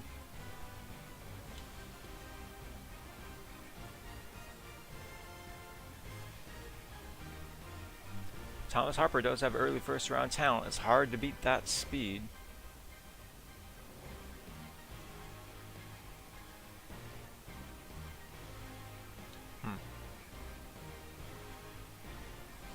Let's see all positions. Juwan Raymond is number 1. Yeah, Thurman Rich is right up there according to their mocks. Henry Arrieta, I don't really want to bring him in. As fun as he might be, good play action, good medium throw accuracy, excellent throw power. I don't really want to commit to that. Okay. Number 1 overall. We don't know yet.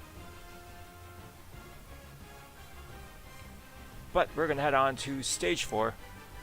We should probably save before we do that, just to ensure our progress thus far is complete.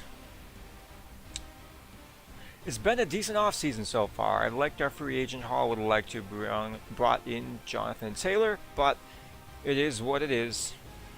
And I guess Willie Sparks is going to be our feature back if he can stay healthy next year. 200 more points to scout with. Let's do a free agent recap really quick. League. Transactions.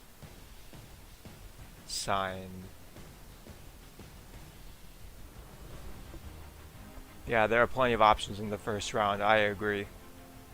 Whoever made this draft class did an excellent job making sure there's value and also some really difficult choices too. There's plenty of talent there.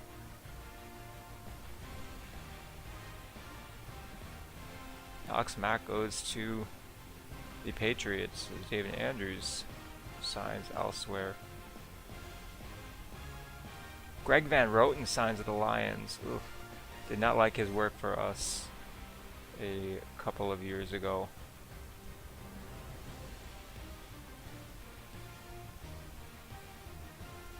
John Ross goes to the Super Bowl champions.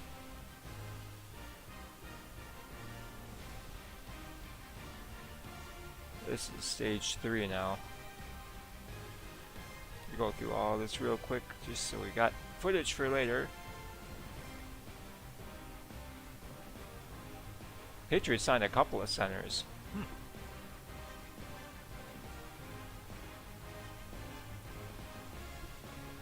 Kwan Williams goes to America's team. Okay. We're getting a lot. Jonathan Taylor goes to Washington. Oh, I didn't even look at like backup quarterback. Oh well. That's not a big need for us. Okay, who else do we have to... I'm gonna go through the last of these halfbacks. Aaron Leonard. I'd love to find a power back, but none of these guys are power backs. Here's one. Isaiah Perryman, 4'6'4", undrafted talent. Reggie Bishop, 4'4'8". Okay, we may have found a replacement for Kaleem Balaj in Reggie Bishop, 23-year-old out of Ohio State, runs a good pad level, holds on to the ball, hits the hole well. He's a strong man, and he ran a 4'4'8". That's impressive. All right, I see you there, Mr. Bishop. No.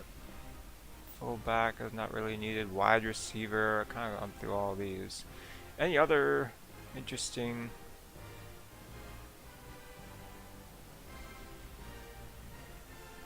Nope. Tackle.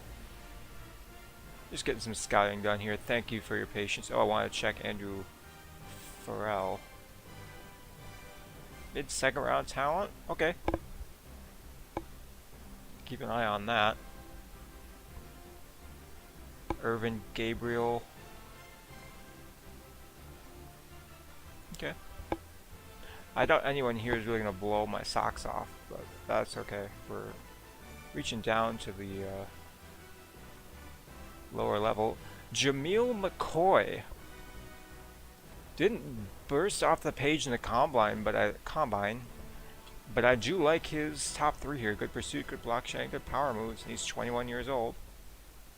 That'll do it for our scouting points, unless let's do the last 5 here. C+ across the board. Alright. Should probably figure out what our draft strategy is, because we picked number 2 overall. I honestly like Thurman Rich. 41 bench reps, excellent block shedding. He can compete for playing time. Landry Walker is fast.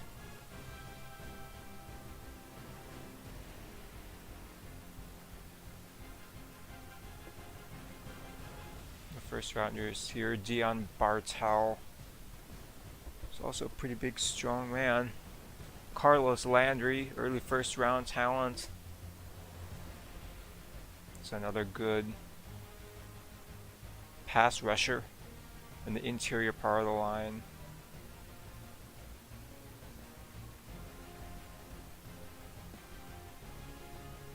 Man, Juwan Raymond falling was a little disappointing. Anthony Bell.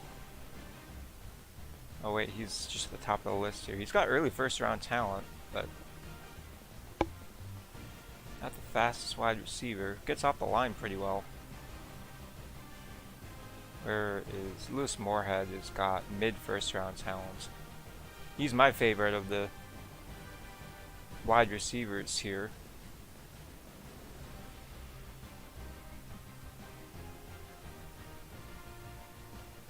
Or do we go for someone like Sean Dawson at number 2? Or Ahmed Tillman.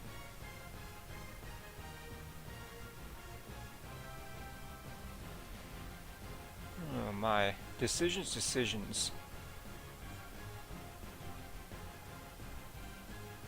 Benjamin Burks would be an option. He's got early first round talent. I have a feeling he might be available at our second first round pick, so we might be better off trying to spend that pick somewhere else. That's going to be another immediate starting spot for us. And Thurman Rich certainly has my eye. I'm thinking I would play him at defensive tackle. 41 reps, excellent block shedding, good pursuit, good tackle. He's a run stopper through and through.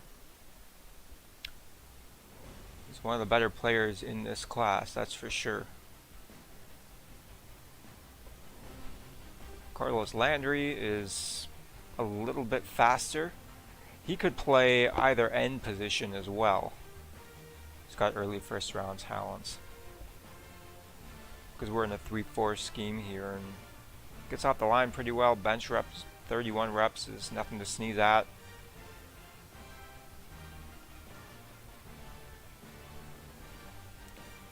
Yeah, plenty of depth at the middle linebacker position, especially someone like T.H. Butte. Oh my goodness. That name. A lot of them are first round picks though, so I don't know how well this is gonna extend into the later rounds.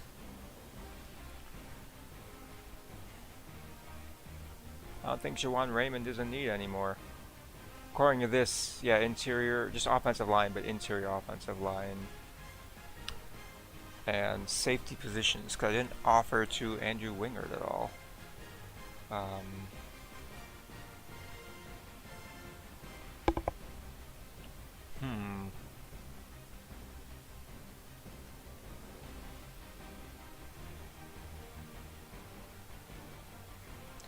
That cornerback is looking pretty good. Marion Marioff's got mid first round talent. I really like his skill set.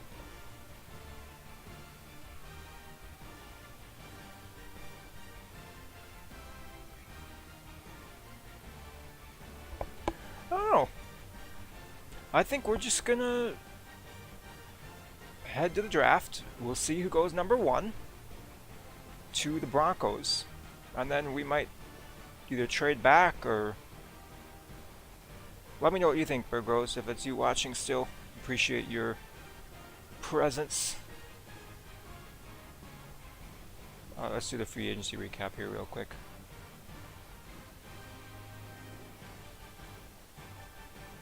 Yep.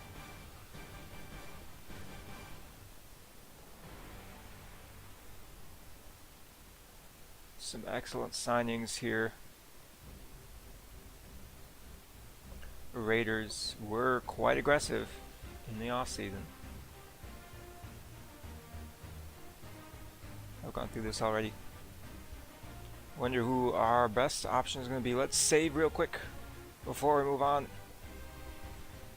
We're an hour 48 into this. We are just getting to the draft. Thank you all for your patience thus far.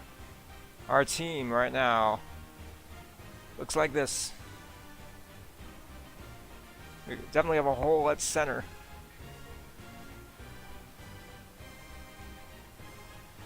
I'd like to bring another wide receiver in the draft here. Defensively, I think we're doing okay. Wouldn't mind bringing in either a difference maker on the defensive line or a safety. Not sure what to do. Can you give me a this or that option? Help figure it out. Depends on availability so much. Agreed. I agree, Burgos. Thank you. So yeah, we're just gonna see who goes number 1. And yeah, so we'll go from there. The Broncos. I'm not going to trade with them. I just want to see what their needs are.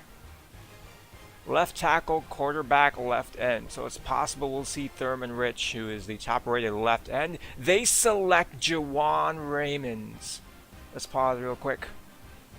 Wow, cornerback out of Memphis, 78 overall. He's going to be a great player for that defense. They took Fred Griffin in the first round. He's a middle linebacker. And that defense just got even better. Wow.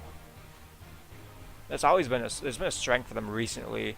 I mean, ever since Von Miller and Bradley Chubb started teaming up. But now they've got an excellent middle linebacker as well as some cornerbacks to join Chris Harris. And they've got Justin Simmons on the safety side of things. That's a good defense. All right. Let's take a look at the possible trades. Just do our due diligence. 2 firsts from Tennessee. Future first. Oh no, this is the 2021 draft. So move back 3 picks and we get a future second and a future third. Okay. future first to move back to number 9. Not trading with Washington. Future first, current third, not that interested in that one. Current first, wow, that's a pretty good haul from San Francisco. Not trading with Miami. Not really interested in Atlanta's future first, 17 and 10.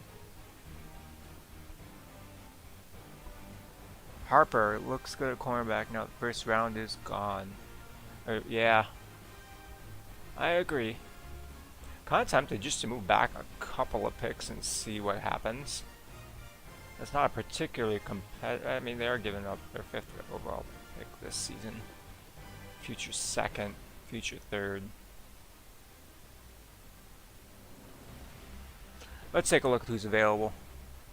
Harper would be a pretty good option. I just don't know if cornerback is a need for us right now.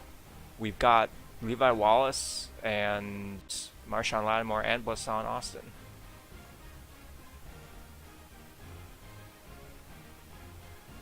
But yeah, Harper is one of the better cornerbacks there. Early first round talent. 4.24 speed. That's special speed right there.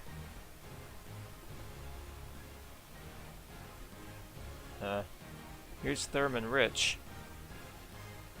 He's a run stopper.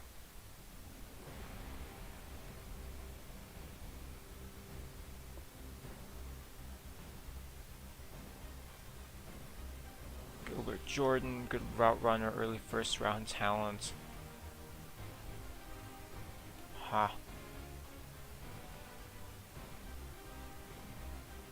This isn't my draft board necessarily, but that kind of got thrown out the window and I never did rearrange it. Marion Mariov is enticing, but he's got mid-first round talents. Kerry Feldman also has mid-first round talents. We do need another interior lineman.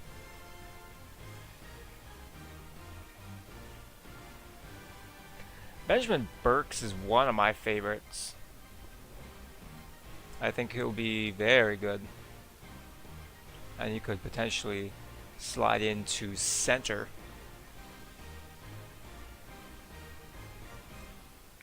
Can push the pile, that's for sure. Alright, I'm thinking either Thurman Rich or... because I think I could potentially get both because Burks isn't scheduled to go until the late first round. So I'm thinking maybe going Thurman Rich here, left end, and moving him over to defensive tackle. Yeah, I agree. Safety ends. Lineman, yeah. Particularly offensive linemen, which is why I'm a little hesitant to spend a high pick on an area where we have plenty of depth, even if Eric Armstead didn't quite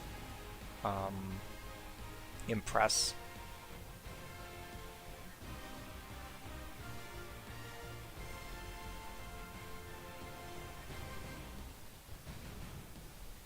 Benjamin Burks is pretty darn good.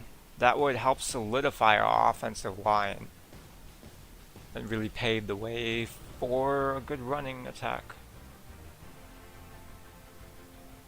Kerry Feldman is tempting.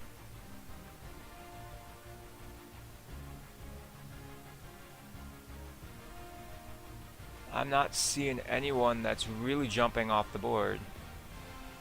I think I might trade back with Pittsburgh. Do linebacker yet? Rich, yeah, I don't think he's fast enough though. Thurman Rich was more of a run-stopping defensive tackle. This will get a future 2nd and a future 3rd. Pittsburgh probably wants to pick a quarterback.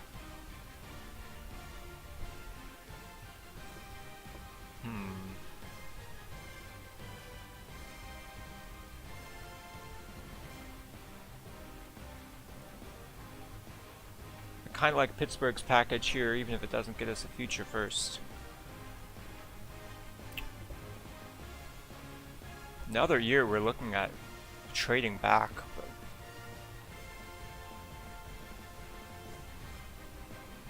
I'm okay with this. I'm okay with trading back a couple of picks. So I think I'm going to accept Pittsburgh's deal here. Yay or nay?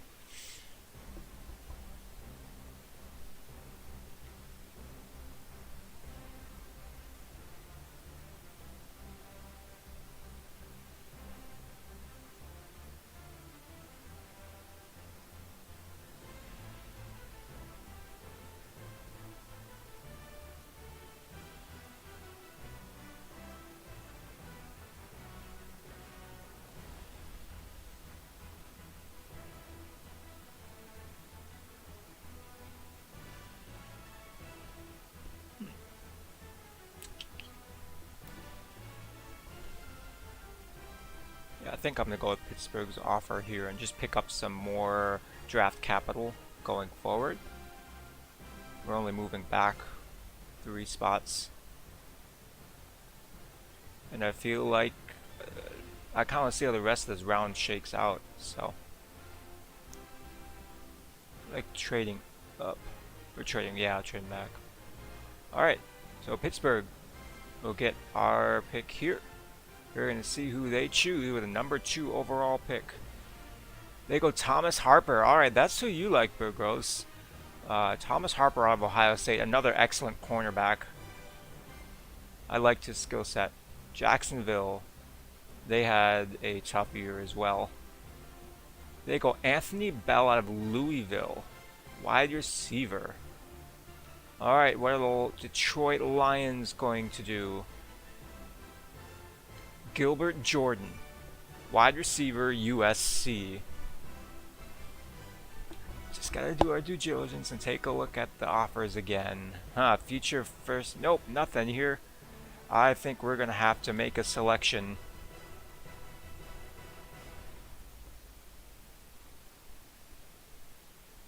I don't think this decision is any easier at number 5, to be quite honest with you. Because I didn't take any of the people I was interested in. Bigsby Billington, mid-first round talents.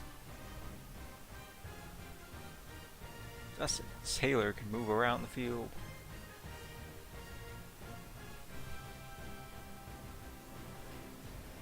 Take a look at my draft board. This is in no particular order. Lewis Moorhead is there. Just okay. So I think it's going to be either Burks or Feldman here at our number 5 pick, and at number 14, I'm hoping Lewis Moorhead is available. Even though I like Thurman Rich and I'd love to add a defensive player to the side of like another strong interior defender. Marriott was a combine winner too. You're correct about that, and safety is definitely a position of need. Yeah, he's a good player. That's for sure. I like Tyrone Dunn as well, but yeah, Marion Mariov is probably the best safety in a class where we do need safety help. Good constituted inconsistencies. I'm not sure I understand that. We do need safety help. Because, I mean, we lost both Marcus May and Bradley McDougald in free agency, and they weren't players I was particularly interested in keeping. So Marion Mariov is a really good option for us. Late first round talent. You know, I think in terms of talents, I like Benjamin Burks here. And we'll see who's around at number 14 if we decide to trade up. If I start seeing, let's see, what does the wide receiver class look like available? There's a lot of people before Moorhead. He's number 9 on the board, so he might be available late second round. Yeah, so I think you're right. I would like to get Marion Mariov in the first round here. He's late first round talent. or sorry, late first round projected, mid first round talents. You know, even though it might be a little bit of a reach, I like Marion Marriott because I feel like either Burks or Feldman will be available later on. And there's some depth at the center and right guard positions that there isn't at the safety position. So I feel like Marion Marriott, even though he might be a little bit of a reach, is probably going to be the best pick here. He's not best player available, but it's at a position. See, that's my question. Do we pick for need or we pick best player available? Because I don't think Marriott is the best player available, but he is the best player at a position of need, which is safety.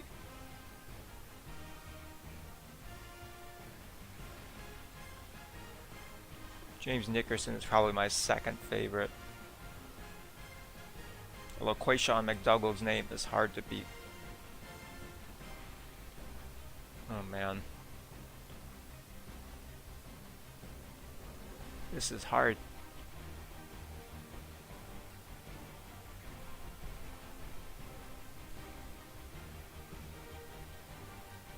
Feldman is just 21 years old. Mid first round talent. Benjamin Burks is also 21 years old. I think I have to go Burks here. As much as I'd like to go Marion Marriott, I'm going to trust that there's going to be a defensive playmaker later on in the draft and go for the player that I know is going to start and be an impact player on our offense and finish off this offensive line.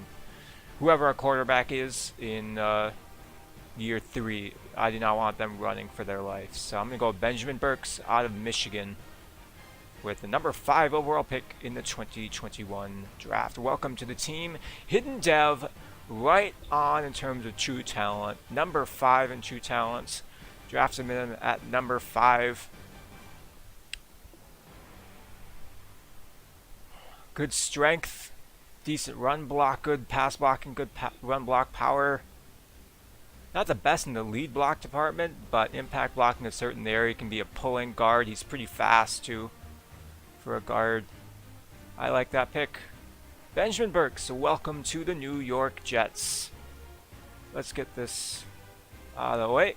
Alright, we go right guard. How about the Philadelphia Eagles? Oh, I skipped 2. I skipped to my next pick. Oh. Well, that's disappointing. Okay. I did not mean to do that. That is disappointing. I usually like to go through those. Alright, we're just going to read out the ticker at the bottom of the screen. Philadelphia takes Justin Herrera, the middle linebacker, out of Penn State. Cincinnati takes Bigsby Billington. He'll go help their interior line there. I did not mean to skip ahead. I apologize profusely. I would have loved to take that one at a time. Dustin Taylor goes to Seattle. 3 middle linebackers in a row. How do I go to transactions? Do I say drafted? Yay, here we are. Okay, we were here. Alright. Eagles drafted Justin Herrera. Thurman Rich goes to Washington. Bigsby Billington to Cincinnati. Dustin Taylor will go to Seattle. A potential replacement for Bobby Wagner. Landry Walker to Tampa Bay. Josh Ellis, that's a bit of a reach if memory serves, to the 49ers. Left end Julian Joseph to the Falcons. And Damon Stanley to the Rams. That means Marion Marriott is still available. That's a win. That's a win.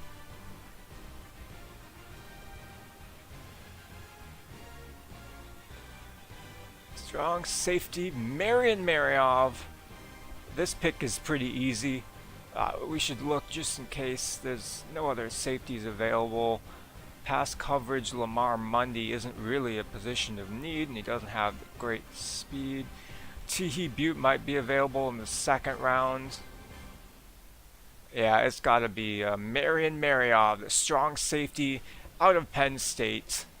21 years old, welcome to the New York Jets. We go offense and then defense. And again, we're right on target. Ranked number 13 in true talent. We draft him at number 14. Hidden development, 74 overall. He's going to start day one. He's a bit of a project, but there's nothing like, I mean, block shedding's pretty low, but it's going to be for safeties. Bit of a project, better against the run, but play rec and awareness are decent.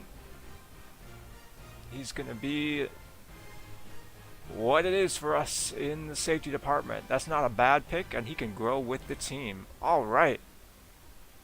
So now I need to advance to next pick, as the Tennessee Titans are on the clock. They take Lamar Mundy, 73 overall from Oregon State. Carolina, Dion Bartell, Southern Miss. Colts are on the clock. Kerry Feldman, 75 overall center from Oregon State. I'll be interested in seeing how strong he is. Vikings are up next. They finished 8-8 this season. Oh, Rick Spielman, no. 68 overall defensive tackle, Lindsey Jones. That's not a good pick. Tyrone Taylor goes to the Bills. We'll see. Man, they signed Trevon Diggs, and then now they drafted another cornerback to pair with them. That secondary is going to be pretty lethal with Tre'Davious White and Diggs. Chiefs, Thad Brenner. That's a bit of a reach. Arizona goes Dexter Kendrick. We're starting to see some wide receivers off the board. I'm hoping Lewis Moorhead is around by the next time we pick. Carlos Landry. There's an excellent selection for Houston. Defensive tackle out of South Carolina. Green Bay goes Richard Ash. So both of the NFC North teams, with the exception of the Lions, swinging and missing on their first round picks. That's a bit of a reach there. Chargers drafted a right outside linebacker. They go Keaston Harding, 70 overall. He was the one with B+ run block, if memory serves. Yeah, I'm surprised the Vikings didn't draft a cornerback. This is Mike Zimmer. But we've seen a lot of corners off the board already. What about Miami, our division rivals? T.H. Butte. T.H. Butte goes to Miami. We'll see him twice a year. Oh man, of course it has to be someone we play twice a year. To our rivals, the Dolphins. Alright, America's team. Kerry Moorhead, not the Moorhead I'm hoping for. 64 overall middle linebacker out of UCLA. Baltimore Ravens. They go Martell Jeffries, middle linebacker from Louisville. Man, some misses towards the top end or the bottom of the first round here. New Orleans, Riley Lucas, tight end from Sanford, gives Drew Brees or James Winston another target. Chicago, what do they do to support rookie quarterback Sergio Shelton? They take Tyler Levine on the other side of the ball, right end from Texas Tech. How about the Patriots? Lane Foster, the athletic wide receiver, 6'6", from Troy. Only 67 overall, though. It'll be interesting to see how he fits into that offense. Super Bowl runners-up. Trent DiNapoli, middle linebacker out of Louisville. Wow, that's a bit of a reach there. And the Giants. Mason Matthews, right tackle. Okay. So I'm going to take a look at the draft board real quick. There's still no running backs have been taken. Henry Arrieta, strong arm quarterback from Boise State, is still on the board. As my favorite wide receiver, Lewis Moorhead, here is number 5 on most mocks. I'd say there's a couple draftable people ahead of him. But I'll keep an eye on wide receiver to see if anyone else starts going. Broncos, Quincy Simmons. The Raiders need to boost their offense, so they go wide receiver. Sean Dawson, halfback out of Florida State. First halfback taken. He's 77 overall. Jaguars. No! I did it again, and Lewis Moorhead just went off the board at number 13. Why did it skip again?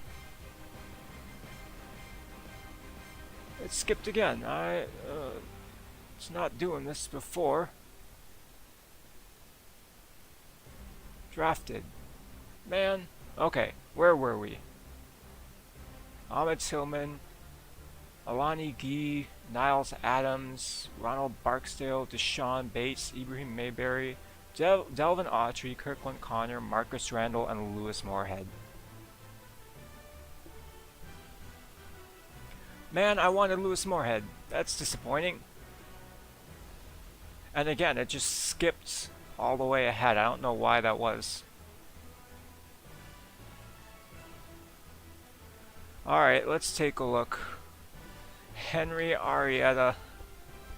He's 24 years old. I can't take another quarterback and throw him into this mess. Eugene Hilbert. Got good hands, good, decent release. Who's on my draft board?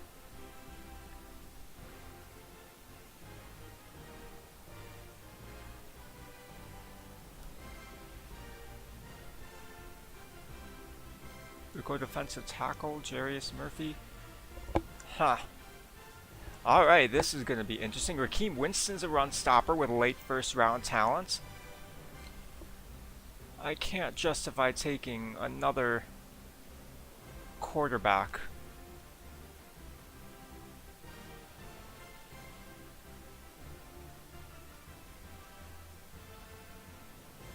Alright, wide receiver. Oh my goodness, I can't do that. It's just throwing spaghetti at a wall until it sticks. Eugene Hilbert can probably fly. 4.42, good release, good spec catch, good catch in traffic. He's got late second round talent. Someone like Evan Bayer is a little bit slower. Eugene Hilbert might be the only deep threat available in this class anymore. Tight end, both of my tight ends are there. Emmanuel Wallace, I don't think he's the one to take though. Offensive line, we are in the second round here. Antoine Mcallister, early second round talent. He might be available later on.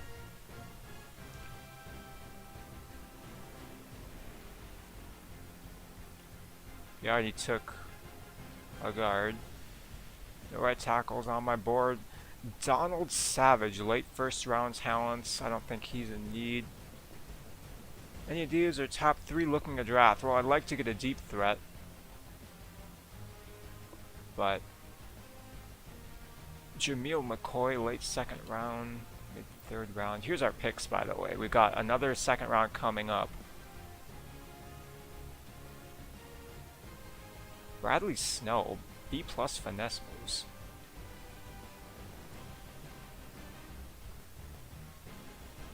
No. Middle linebacker is not available. Cornerback. Kind of a tough break, because like I feel like the best player available is probably Henry Arietta or Brody Thomas.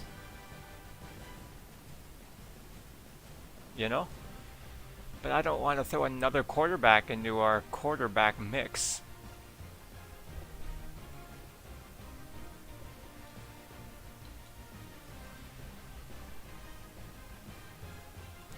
Besides, Brody Thomas he reminds me of just as kind of a slower Sam Darnold, to be quite frank. Halfback, none of these are looking good. Wide receiver, I think Eugene Hilbert. Let's get rid of this. Hold A to reorder. Oh man. Lewis Moorhead goes 1 pick before we were ready to go. I think Eugene Hilbert. Eugene Hilbert is the pick here. He's pretty fast, 4.42, which is somehow 10th in this class. So he can move down the field. He gets off the line pretty well. Draft QB for trade or see about offers. I should take a look at trade offers. You're right.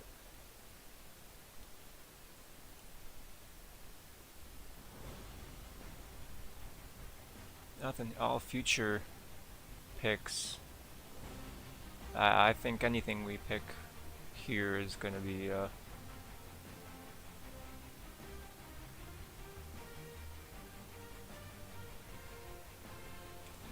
man. If he wasn't 24 years old, this would be a harder decision, but I feel like it's got to be Eugene Hilbert at this point. He's got the stuff I'm looking for in a wide receiver. Just that he can release pretty well, gets pretty good spec catch and good catch in traffic, and those are always good traits to have. No idea about his route running. And it might be a little bit of a reach here. But after Lewis Moorhead goes off the board, he's the highest rated receiver, and I feel like, yeah. I feel like it's got to be Eugene Hilbert just to try and do something here. So, Eugene Hilbert, 22 years old, out of Richmond, deep threat archetype. A bit of a reach, not by much. He's 68 overall, normal development. 91 speed, 81 release. A bit of a project here, so yeah. So we'll see how he develops, what kind of opportunities he gets. He'll get to play some, and maybe he'll get some development opportunities. Probably not the best pick, but I just didn't want to pick another quarterback. Antonio Kinney. Yeah, I agree. It is a bit of a reach. Will we see any quarterbacks taken? The Vikings are up soon. Maybe they'll look to replace Cousins. There's Donald Savage, left end from Georgia. Isaac Proctor. Oh, we're up already. Okay. I forgot we had another second round pick. Ha! We're in the same spot as we were last time. We've got Henry Arrieta, who, by all accounts and purposes, is a pretty darn good quarterback.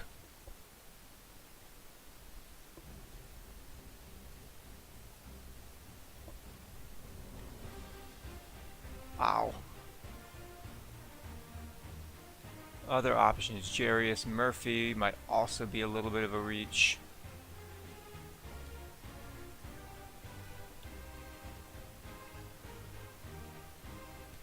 How is Jabari Adkison with 3 A- and only an early 4th round talent? Oh, here's another. Wait, how did I not have you on my watch list? Darius Goldson. Add that. Andrew Farrell.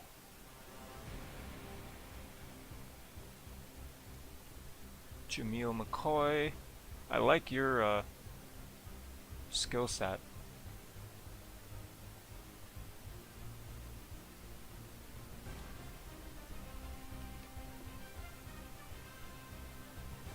Thomas has hops at quarterback. What's his jump? Yeah, wow. 32-inch jump. I mean, he needs it. He's only 5'11". Am I gonna... I feel like Arietta is the best player available. But that really throws us into a quarterback quandary.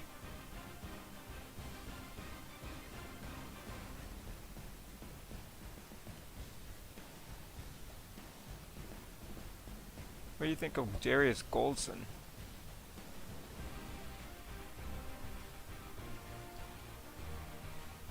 Pretty fast, pretty agile, good hands, got a little bit of everything there.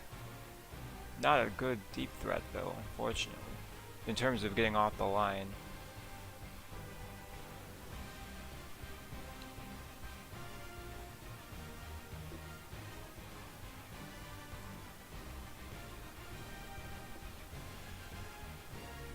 I just keep coming back to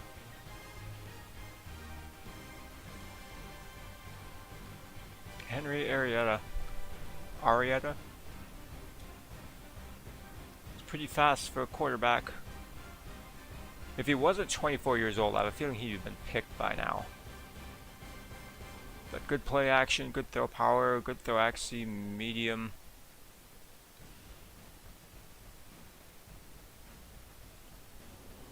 So, okay. Sam Darnold, we declined his 5th-year option. He's unlikely to be with the team next year.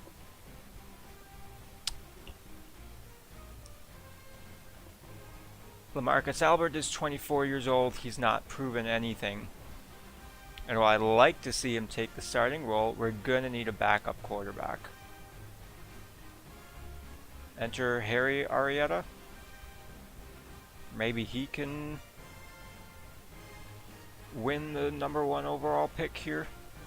Or the starting quarterback job.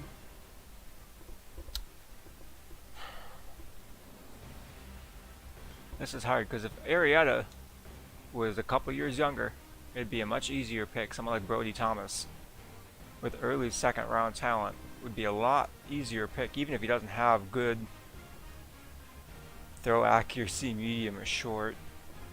Harry may be great, yes, but he's only going to have 4 years to develop, and one of those years isn't guaranteed to even be respectfully, McGross, what a hops at the quarterback position. What are these used for? It's not like I can move into a different position because he ran a 5-second flat 40. Like, he didn't even test super well. Hops at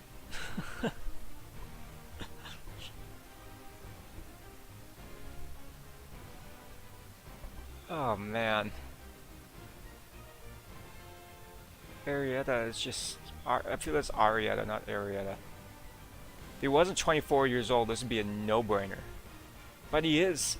He's an old quarterback to be declaring for the draft. And, I didn't scout too late into the draft because I didn't feel like quarterback was a position of need for us.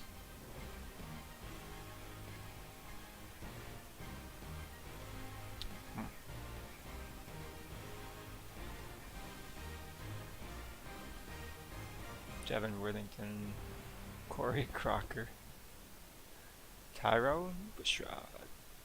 I feel like it's gotta be Arietta here. Drop forward, quick. Everybody. Who else do I like that has decent talent here? It's weird because I feel like maybe Harry has good development though, could be traded. Seems to be still here. Yeah, I wonder if there's character issues that have come along with it.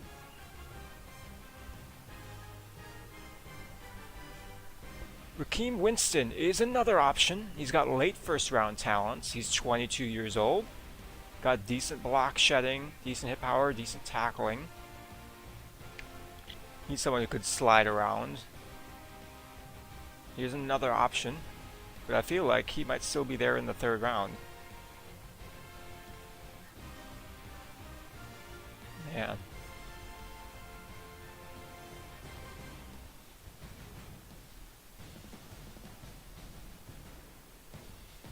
Oh, I don't want to go Arietta, but I have to. He's the best player available.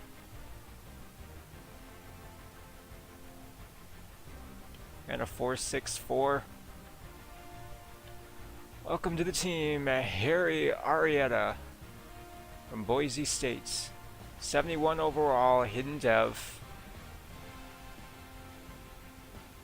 Those are some decent ratings. And he's got decent speed too, 84 speed. Alright. 94 throw power.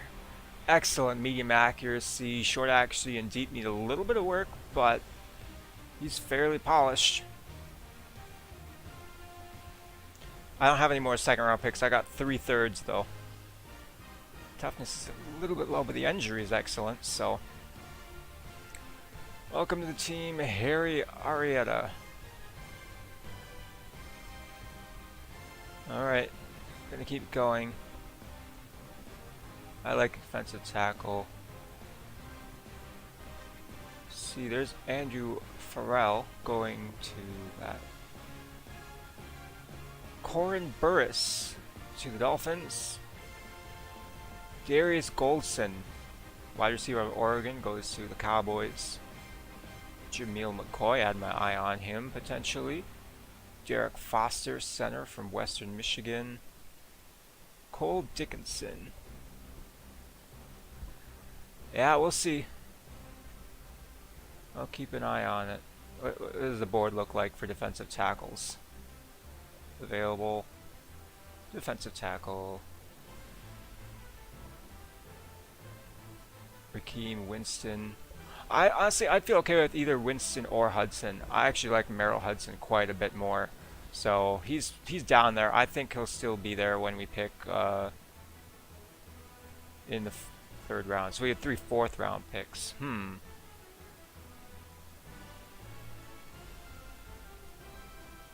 I'll keep an eye on DTs. If one of them goes, I'll trade up. I'll get the other one. Brody Thomas, 69 overall. A nice pick there by the Broncos, who might have their answer behind Philip Locke.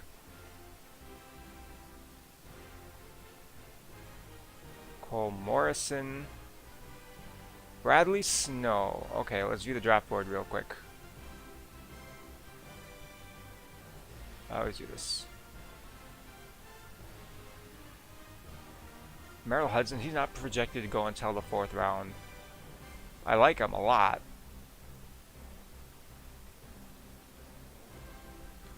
I might try and trade up. Package my 3rd and 1 of the 4ths to Pittsburgh. Let's see what Pittsburgh wants.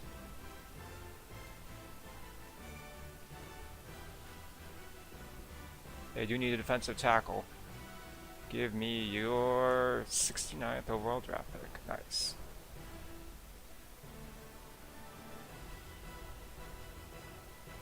I'll give you that. See if this works. We're giving up a 3rd and a 4th to move up 9 picks. Really? Okay, let's try our middle 4th.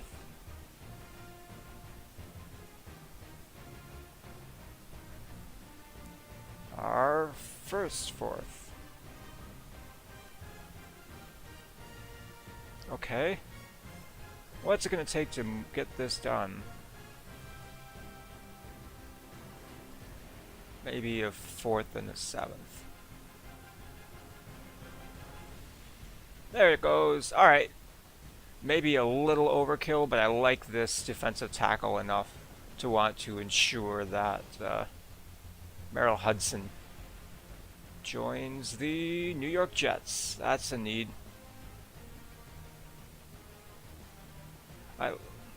Rakeem Winston is... Okay, actually this might be more difficult. Merrill Hudson is a little bit slower, but he's the strongest. And I do like strength at that interior defensive line. Rakeem Winston, however, is a little bit smaller, but he reminds me of Aaron Donald in that he's fast and strong. Who do you like, Burgros? Do you like Rakeem Winston or Merrill Hudson? We kind of have a pick of the two right now.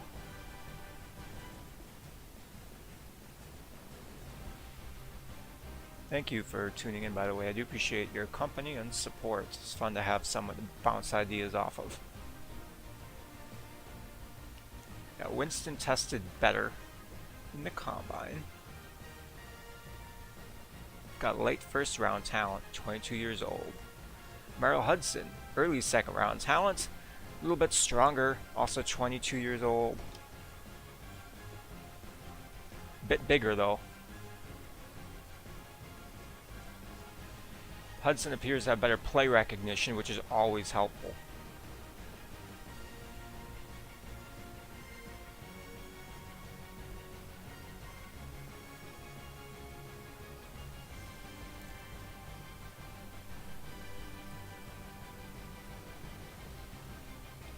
Do you have a favorite, Burgros? Because I feel like Hudson fits our scheme better. But Winston is more flexible.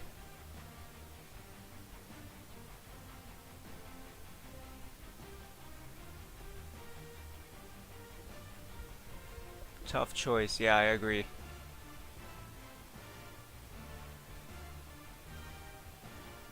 And they're both 22 years old, so there's not a whole lot to be gained from going one or the other. They both have the same development opportunities. I'm giving a little bit of an edge to Winston because he's not quite as strong, but he's almost there. 33 versus 34 reps.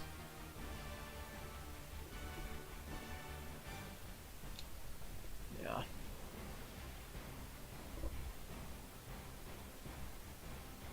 It's too bad neither of these are really good pass rushers. There's no good power rushers left anymore.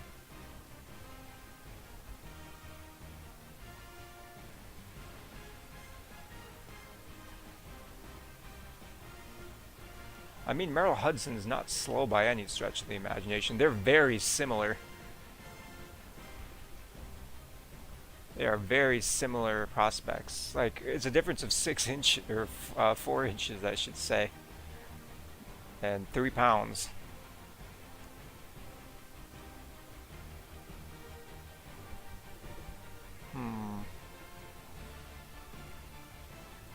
Flip a coin almost. I'm leaning towards Winston.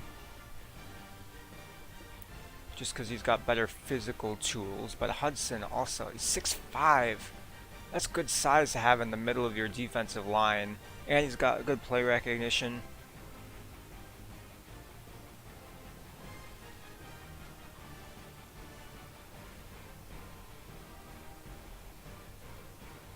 It's a hard pick. I didn't expect to spend this much time on this, but it's more similar than I thought. You know, I think I'm going to go with Merrill Hudson. I like the strength. He's not that much slower than Rakeem Winston. Although Winston does have better... this is a hard decision. I think Hudson's going to make more plays, but...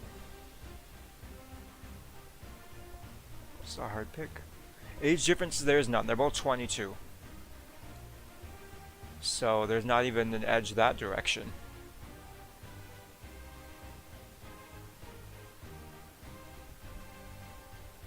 All I know is that Hudson's a little stronger than Winston, and Winston's a little faster than Hudson. So, man, every time I think I'm going to pick Merrill Hudson, I think, man, Rakeem Winston reminds me a little bit of Aaron Donald, and that he's a fast, compact defensive lineman. And then I'm like, but Merrill Hudson has better strength. I know that much for sure.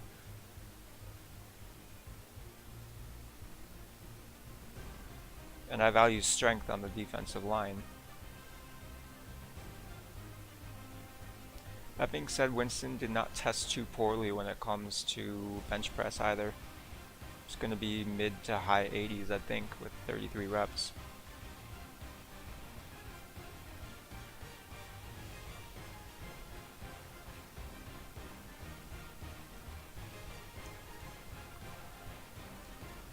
I think I'm going to go with Merrill Hudson. I might regret this later on, but he's a little bit lower in true talent, but I think he will provide the push that I'm looking for. And he's got a little bit better play recognition, which means he'll hopefully make some more plays for us off the start. But I like Rakeem Winston's speed. 4.81 versus 4.89. This is another difficult choice. I'm going to go with Rakeem Winston. Yeah, let's do it. Quick before I can change my mind again. 71 overall, normal dev. 24 in true talent. 88 strength, decent block shedding, decent power moves, decent play recognition, decent awareness, good speed with acceleration. Yeah. He can play. Defensive tackle. Alright. We're gonna skip ahead. Willis Dunn. Julie Spo. Jabari Adkisson, 65 overall to the Bengals. There's Merrill Hudson, 70. Let's say 70 overall. Yep. 70 overall to the Seahawks. Good pick there. Tyrone Kirby is his own guy. Michael Pine. Steve Byrne, that's a good name. Jacob Hayes. Alright, there's one of the... Still some value here. Stuart Little. Zay Short. There's a good value pick by the Cowboys, it looks like. The Vikings. Sean O'Neal. Decent left tackle there. Maybe replacing an aging Riley Reef. We're about 2/3 the way through the third round here. Greg Winston, that's a good selection. Byron Barker. Shannon Bishop goes to the Cowboys. CJ Alexander, that's a good guard in the third round, late third round, 68 overall.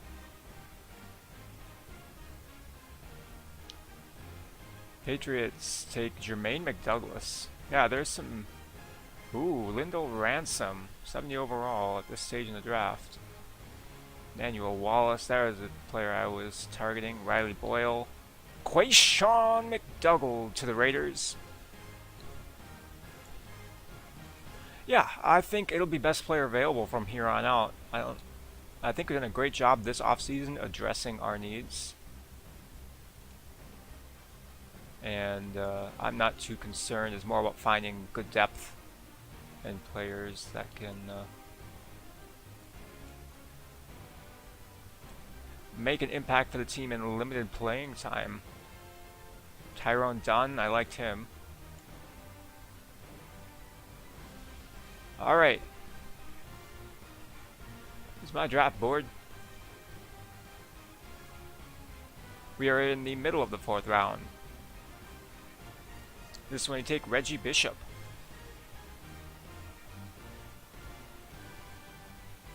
Or Dylan Beckham, who's a run-blocking fullback available. Ralph Evans does not have elite speed. Just gonna go through some of these because I didn't always get everyone scouted that I would have liked.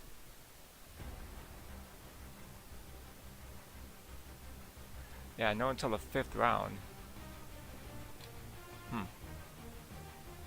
Alright. Draft board. And this is annoying.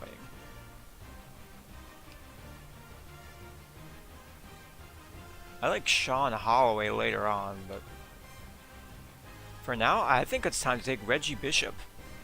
He's undrafted talent, but he's got late 4th round talent. He's 23 years old. He's strong. He can be that power back that we're missing without Kaleem Ballage or Le'Veon Bell on the roster. And he's one of the higher. The other one is Rashad Adkins. He's got excellent speed. We already took a safety.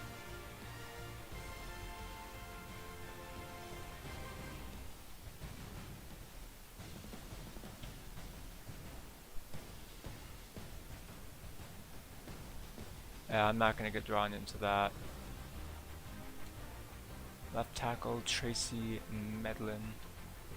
We got a couple 4th round picks coming. We're picking again in like 3 picks, so I can go Reggie Bishop and not feel too bad about this. Who else is the other one? Yeah, Reggie Bishop. 7.0 in the combine. I like this pick. Hopefully he can be a power back for us as he was at Ohio State. Bit of a reach, 63 overall, 127 in true talent. We picked him at 110. 90 speed, decent break tackle. Trucking needs some work, but he's pretty strong. He's definitely a north-south runner. Do not try asking him to spin. He's a short yardage back, but he does have a second gear in the top field, so or in the field. So we'll see if he can get to that one. Moses Wilkinson. I do not want to view my draft board. Been a good offseason so far. Ralph Evans.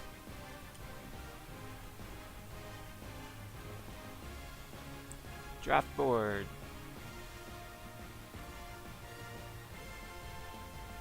Rashad Adkins. He's got excellent speed. That alone will get him some looks. Not that good in coverage. But Dylan Beckham is also an option here, late third round talent.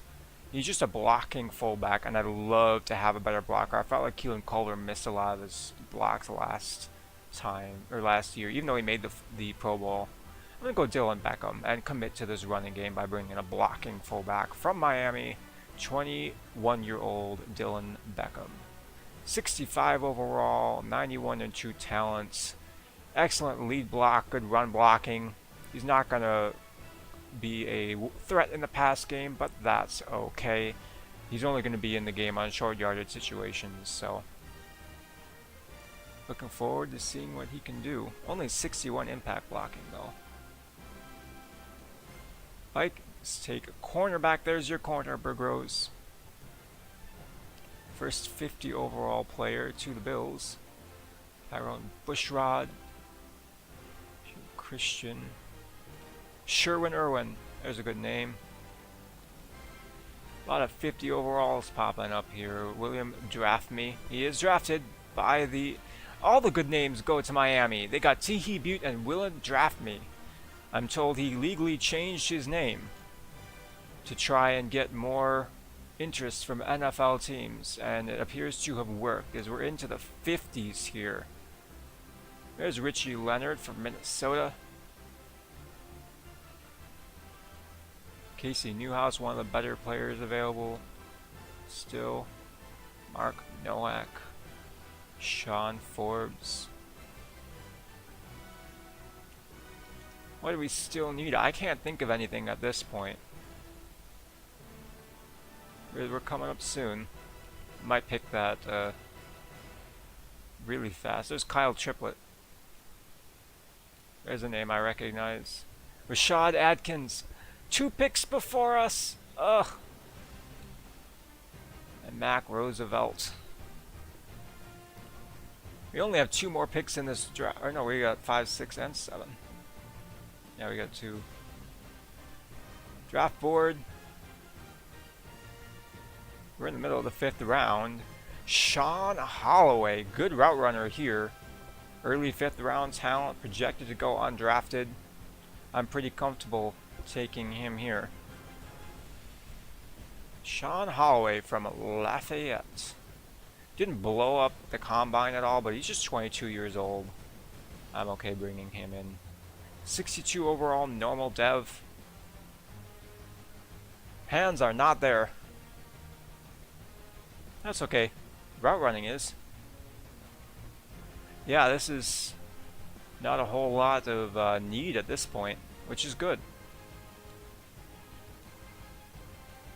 We're just getting through the final dregs of the draft. A lot of 50 overall players going right now. That's disappointing. Because they'll never see the field. There's Oliver Todd. That's a good pick.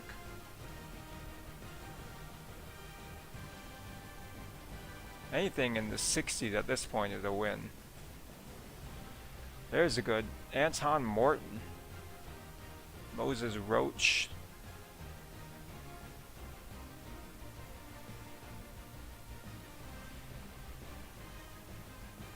Mark Britton.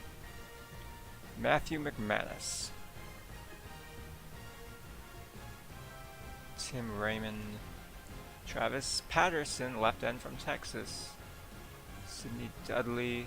Malcolm Watford. William McMichael. And Terrell Dorsey. Alright, there's just 1 or 2 other players left on our board even. I feel like Tracy Medlin's a pretty easy pick at this point. Left tackle, mid-5th round talent, 22 years old, power build. He's got good impact blocking, decent lead blocking, and decent run block power, which are always kind of nice. That might suit itself to a guard skill set. 61 overall, normal dev. Yeah, not great. Outside of those top three, just does not impress. But I don't think there's a whole lot of picks left in this draft. There goes Corey Patterson. Nothing too interesting. You're not going to find any gems at this point in the draft. Might just go for a Combine Warrior with our 7th round pick. See who's got the best Combine and pick them. There's another Quayshawn. Into the 7th round here. Anyone who's over 60 overall being picked at this point in this draft class is a win. It appears a little bit of a weaker class. That's okay. Sometimes you get the last year's was excellent. This year not quite as much. But that's alright. I feel happy with the class that we got. I would have liked to have taken Moorhead, the wide receiver, but can't win them all. Alright, Daquan Briggs from Montana, 6.0, 6.3 here from Sal Castro. Good for Combine Warriors. Probably go position by position. Samuel Pryor. He's an athlete. Anthony Kaufman. Halfback. 6.6 is pretty good. 6.8 for Morris Bradshaw, also because of that bench. Halfbacks tend to be rated a little bit higher. Not going to draft another fullback.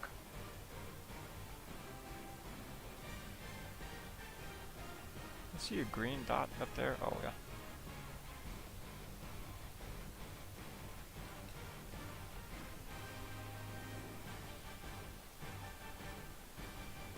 Anytime someone's like 6'4 or higher, or 6'3 and they run a decent 40, it gets my attention. 5'6 here for Will Shepard. 5'8 for Brent Orton.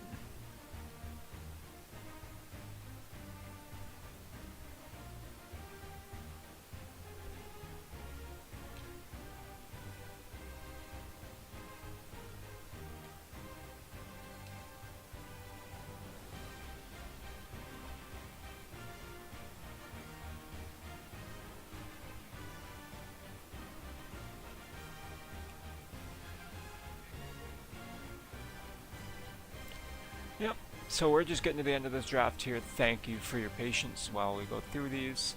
Lynn Hankins, 5'8". Defensive tackle, 6.5 for Corbin Tinker.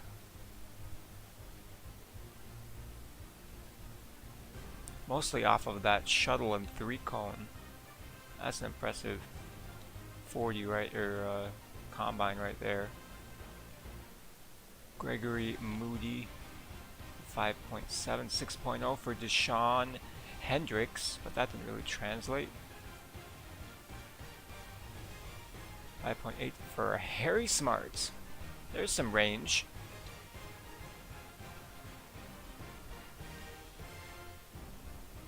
Okay. Cornerback. Run, Forrest, run. 6.1 for John Abraham. Couple of 6.1s.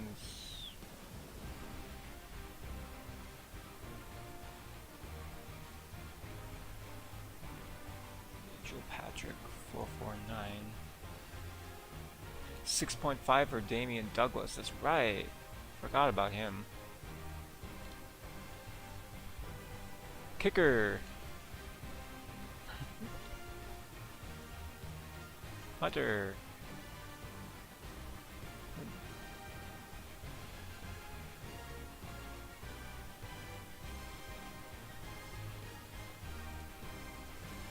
Quan Briggs has decent release, and that's about it. There's a left outside linebacker that had 4... Maybe it was right outside linebacker that had 4.55 speed. Harry Smart out of Wyoming. We need another outside linebacker. Any of these are speed rushers, however. James Porter. Didn't exactly have the best. He did run a 4.59. 19 reps, which is not that great. 12 reps on this end.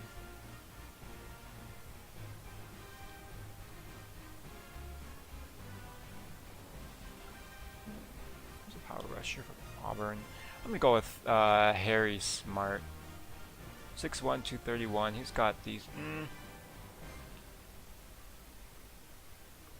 linebacker. James Porter. 6'1", 257 speed rusher. Yeah, I'm going to go James Porter. Not a whole lot. 56 overall. Oof. Didn't scout him. Good speed. Decent hit power. That's about it. Probably won't make the active roster at all. Alright. No, I don't want to do my draft board. We are coming to the end of our stream here as we're almost all the way through the draft. There's still some good players there. Jonah Jackson, 63 overall.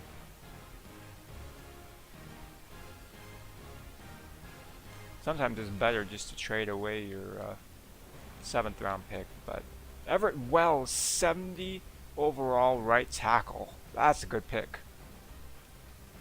In the 7th round, wow. Some teams didn't even get a single 70 overall player in this draft. Yeah, me too, Burgros. I really appreciate you watching. As we want to go to the draft recap and take a look at first our class, and we'll go through everything else. Number 5 overall, we took Benjamin Burks, rookie out of Michigan. He will immediately start for us. Got decent awareness too. Maybe he'd be better moved inside. Then we took Marion Mariov out of Penn State. He'll have some work to do, but yeah, he's going to take over Marcus May's number. Maybe I should change that because I'm going to get them mixed up. What else do we have? 24. 5. Maybe number 34 for us. I just feel like safety. Or is that Bradley McDougall? Bradley McDougall was 30. Okay. Then we took Eugene Hilbert, who is probably our first reach. Normal dev. Gonna need some work, but Harry Arietta out of Boise State will add a new wrench to our quarterback room. Rakeem Winston out of FAU. Good strength, good speed. Then from there on out, it was a couple of just value picks. Should go all overall, everybody. We'll go through like the first round or whatever, and then we'll take a look at our division rivals. Jawan Raymond, 78 overall, goes number 1 to the Broncos. 21 years old, 86 speed, excellent press, good play recognition, elite awareness, 90 awareness. Man coverage is good, zone coverage needs some work, but he'll be a playmaker for sure. Thomas Harper, Steelers trade up to pick him. 97 speed, that will forgive a lot of mistakes as he's a little bit raw in the coverage department, but he will be good. Anthony Bell goes number 3 overall. Solid player right there. Doesn't have top end speed, but he's going to be so good out of the slot. Gilbert Jordan, the route runner. He can get open. Hands need a little bit of work, but yeah, he will be excellent. We took Burks, Justin Herrera. Thurman Rich was someone I was taking a look at. 93 strength, decent block shedding, good power finesse moves as well. Yeah, he's going to be an excellent player. Bigsby Billington. I'm curious. He's not that good at zone coverage, but he's an excellent run stopper. Dustin Taylor, Landry Walker. That's a good player right there. He joins Corey Burks on that defensive line. Julian Joseph was another player that I thought was good. Very similar to Thurman Rich, I feel. Kerry Feldman, how strong is he?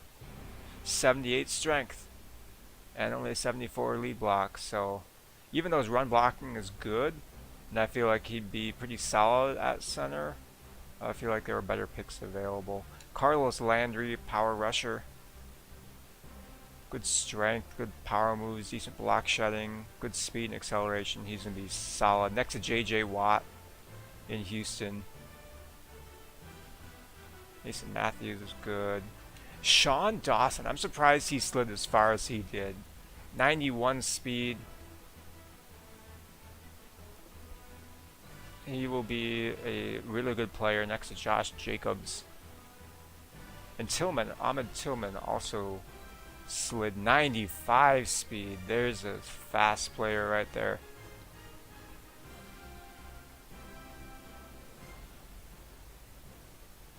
And here's Lewis Moorhead. Oh man. He's just better. 92 release, 93 speed. The hands aren't there, but my goodness, can he get open. Missed him by one pick. And he's got hidden dev too, because the next we took Eugene Hilbert, who does not have hidden dev. Yeah, thought we could have done a bit better with that pick, but oh well. We took Harry Arrieta. Where's Brody Thomas? Here he is, 69 overall. Hidden development. 95 throw power and 86 deep accuracy. The awareness is pretty low. Only 69 speed, but who's the other? We're looking at Merrill Hudson. Normal dev as well. He's got 87 strength. So actually we came away with the better player, I think, there. Okay, well, let's take a look at the Bills. Where are they? They're up. Yes. They took Tyrone Taylor with their first pick. Normal development, man corner, but yeah, the tools are all there for him to be a starter in a couple of years. They also, in the second round, got excellent value with Donald Savage, though he also has normal development, pretty solid off the edge. I was thinking of maybe picking him up for that right outside linebacker slot. But yeah, he'll be a good player in a 3-4 scheme especially. The Dolphins took T.H. Butte with their number 25 pick. Hidden development for Mr. Butte. 92 speed. Whoa. As he's not that good of a tackler, but that can be increased. He's got good zone coverage, good finesse moves, good catching. Wow. There's a player right there. Look at this skill contour.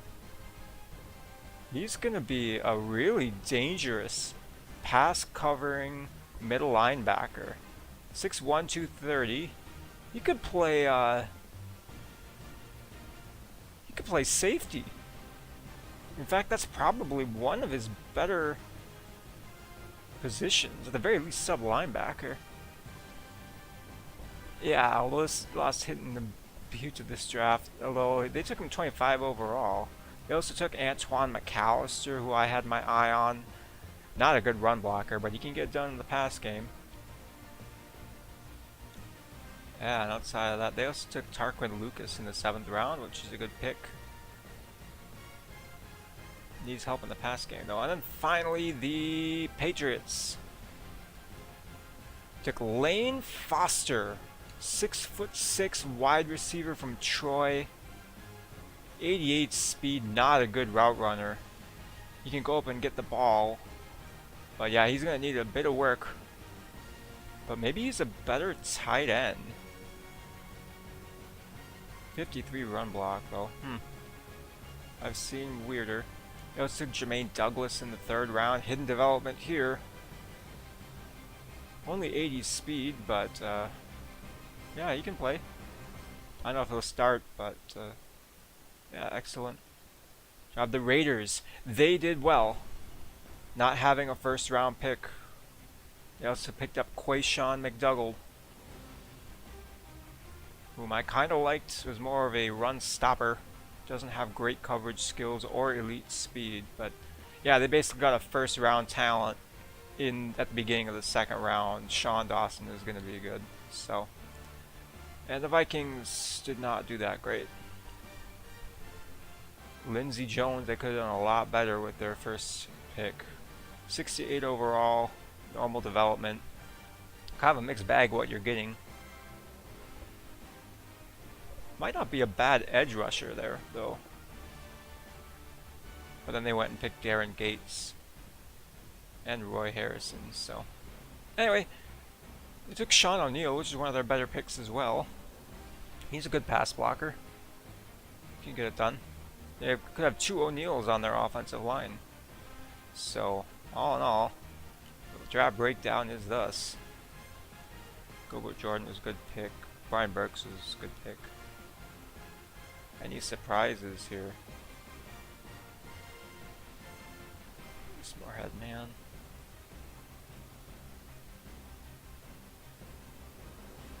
Darius Goldston is a good pick as well. Deep threat, 72 overall. Good speed. Release is not there, but man, does Dak Prescott really need another weapon? Because he just got one.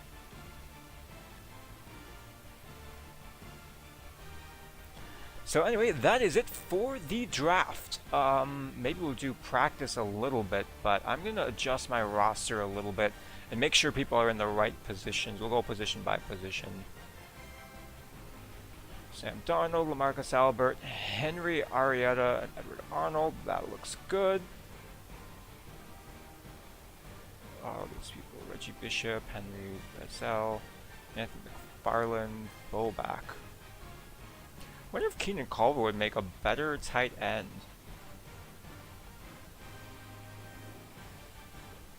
Where's his catching? Give me his catching.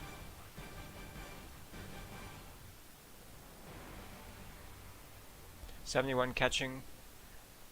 82 speed. Yeah, I might move him to tight end. Wide receiver, as usual, we have a lot. Might add one more just to provide some more depth.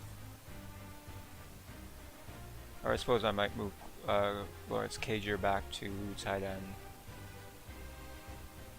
Or wide receiver, sorry. Left tackle.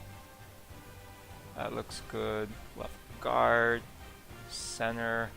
Right guard. Okay, here's where I think we need to make a switch. I think Benjamin Burks has better awareness than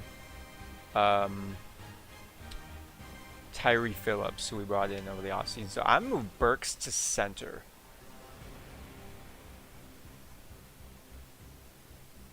We'll see how he does there. He's 77 overall as a right guard. He's a 76 overall center. I will take that.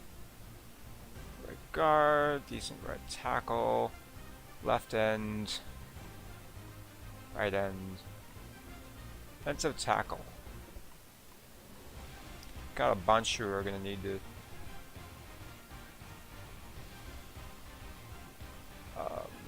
distinguish themselves here.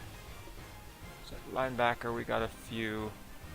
Middle linebacker, we got enough. Right outside linebacker, we should add one more. We should add another cornerback, though. We're going to need more than 4, even though 3 of them are actually pretty solid. We need a 4th corner and another safety.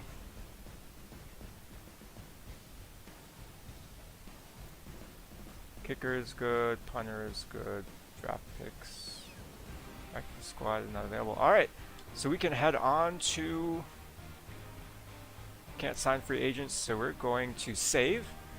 We're going to head on to the preseason week 1, and we're going to look for UDFAs. We're going to move on to the next week. Not a bad offseason, all in all. I like what we were able to accomplish. I think this team is suited for a little bit better run. There's going to be some free agents here. that we might get to look for, but we're going to want to look at the practice squad eligible ones. Christian Fulton is at the top of the list, looking for rookies at this point. Any surprises?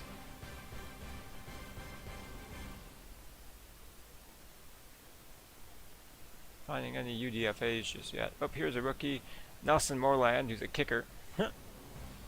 Usually, yeah, kickers are usually rated pretty high. Some excitement. Yeah, definitely would have.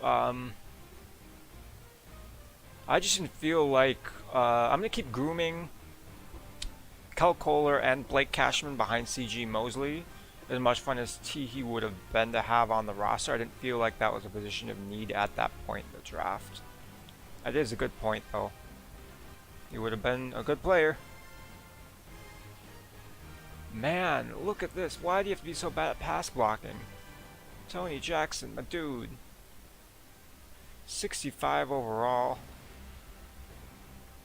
He's a very good run blocker, but not at all good at pass blocking.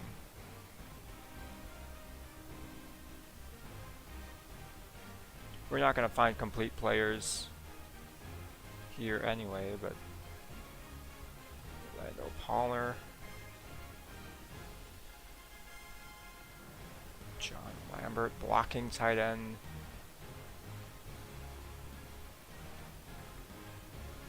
Kicker, Angel Patrick, 63 overall.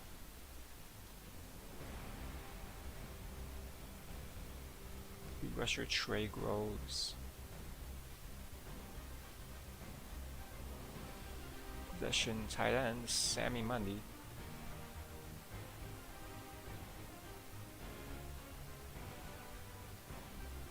Jalen Hurts is still available. I'm not signing him. He's good. He's very good, but we have too many already. Brandon Mills, strong arm quarterback. Isaac O'Leary, improviser. Nope. Samuel Pryor, he was fast.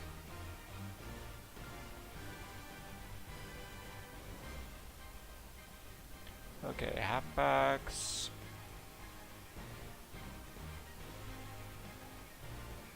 Don't really need that. Wide receiver, I'm going to look for good release.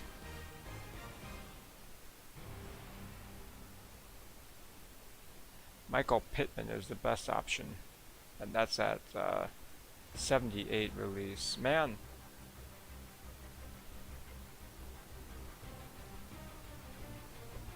just show the team, certainly. Hey, welcome, Georgios, if I'm pronouncing that correctly. Yes, let's take a look at the team.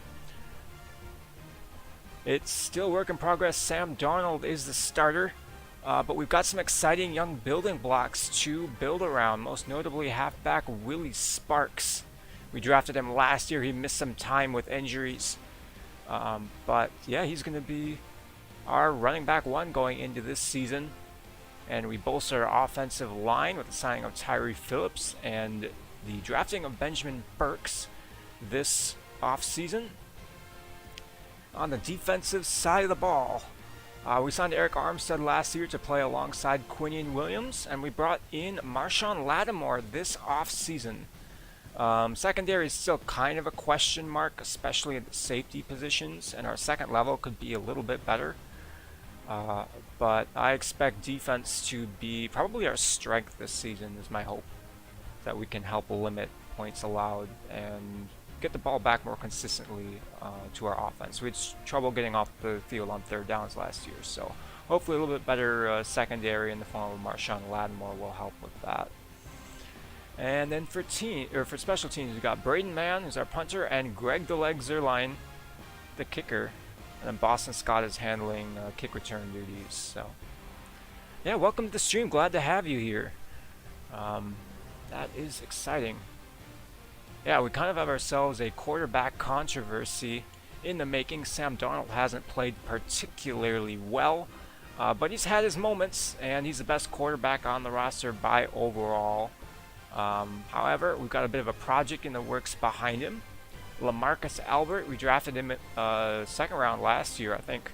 And he's also 24 years old, offers tremendous physical upside, but has a bit of work to do growing as a passer. So they're going to battle it out for the quarterback position. We'll see who gets the best opportunity to win. So that is the team. So happy you joined us right at the end of our draft here, or towards the end of the stream. I might go and practice for a little bit and put some of our players on notice. So let's see what we got as we're going to head into the preseason eventually. Just go to the practice field. I'll throw in some players into who might not normally start. I like to do the home option. Oh, alternate, which is it? There's a black uniform. There it is, current alternate. That really helps me see the difference on the practice field. So, very little change at the skill position on offense. We still have Brashad Perryman and Jamison Crowder. Yeah, I do prefer. I haven't played 21, but I just haven't liked what I've seen from everything to the presentation, but just like no meaningful upgrades for me, so I didn't feel the need to play Madden 21. Yeah. So, let's do random plays. There's Willie Sparks. It's a new look offensive line. There's bound to be some growing pains. I did move Mekhi Becton inside to left guard, so you see him there. Running game is going nowhere against this defense. That's okay. Let's try it again. To the right side, there's Keelan Culvert.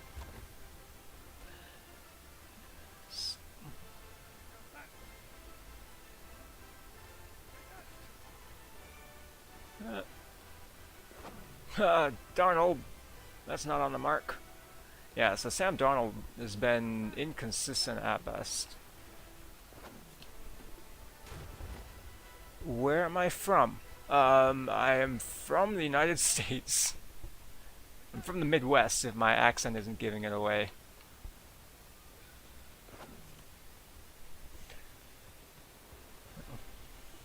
But beyond that, I'm just going to keep the YouTube anonymity going. I'm enjoying that part.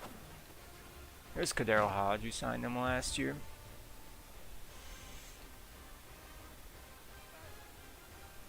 Jameson Crowder, one-on-one on the outside. Nope. This is not a good read. Just throwing up and seeing who can make plays. So,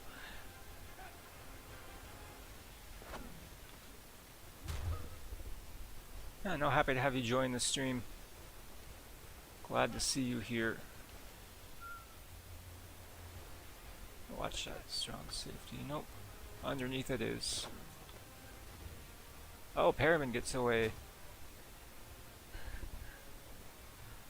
Nollins. Not quite Midwest, but decent guess. There's a good throw with pressure in your face. Let's put LaMarcus Albert in here, see what he can do. He was really wild in practice this time last season. We'll see what he brings to the table. And then there's one more quarterback actually that I reluctantly took in the draft. There's a nice catch. Harry Arrieta.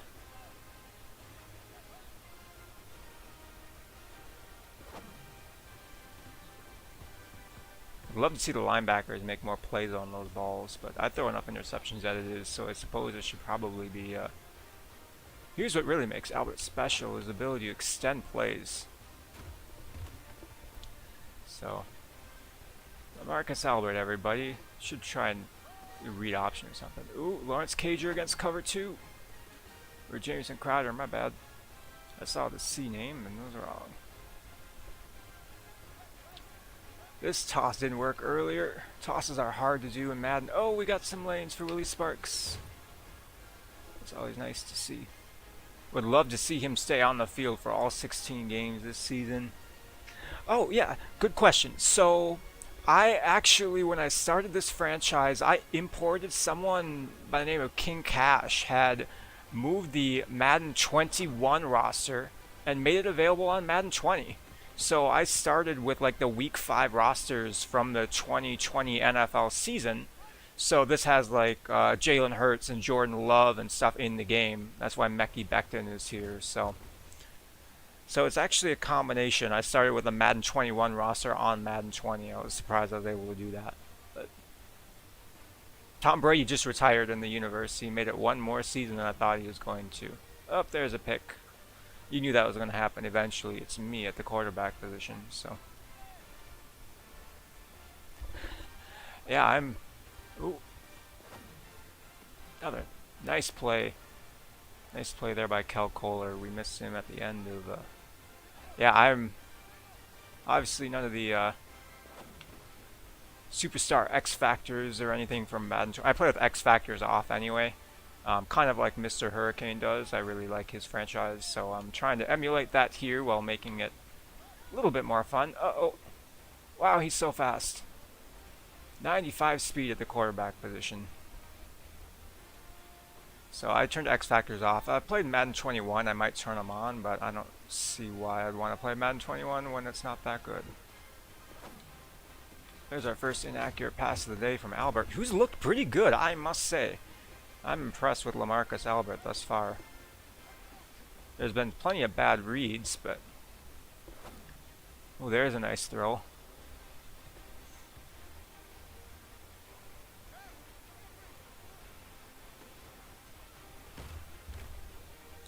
Yeah, so... As we're in year 2 of the rebuild right now. Just starting year 3. There is it. Wow, that's off the mark. Just about to start year 3. We went from... you could use Donald as a passer and the fast guy. Yeah, I had Albert in read options last year. It wasn't all that effective, but every once in a while he got loose.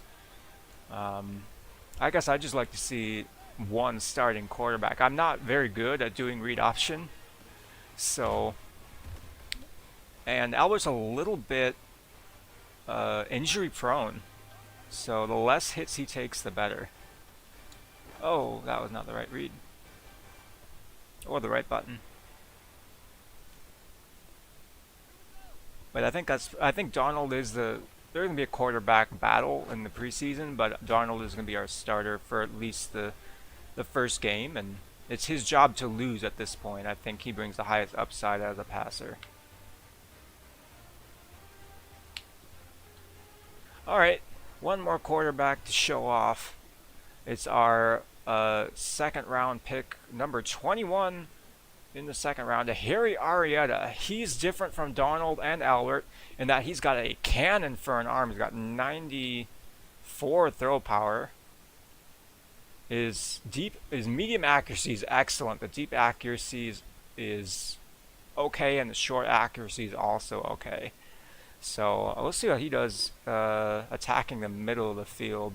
I did not really want to draft him because I didn't think that it was going to be a good selection for us, given that we already had a quarterback controversy, but he was best player available, and he slid way down to the second round.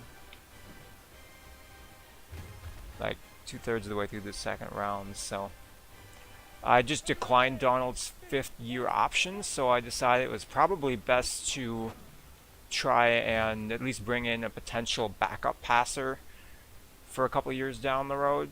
If Donald is not with the team next year, you could do a lot worse as your there's some good coverage there.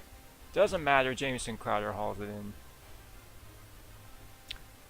So we'll see how that goes. I'm excited for the preseason because I think there's going to be a lot of interesting quarterback play. I don't think it's going to be an obvious choice as to who the best player is because they're all good at certain times and certain situations. So there's Kayvon Chazen making a play. I signed him in the offseason, moved him to right outside linebacker, and I'm hoping his speed and pass rushing ability can give us a little bit of an edge on that right outside linebacker side. Favorite NFL team? I am a Vikings fan, which is only marginally better than being a Jets fan. So, in terms of team enjoyment. So they just got eliminated from the playoffs this past yesterday, actually, on Christmas. Merry Christmas, Vikings fans. But they weren't going to be making serious noise even if they did make the playoffs. So that's a team I'd love to do a rebuild of eventually. Oh boy, he got that away. But I didn't want that to be my first rebuild, and maybe Madden 22 if they're looking like they need a challenge or something. Oh. So yeah, I like the Vikings. I'll pull for the Browns because they were miserable for years. You're a Jets fan. Hey, that's awesome. I'm sorry that you guys aren't gonna get Trevor Lawrence. I want the team to do well, but the way the tiebreakers are falling.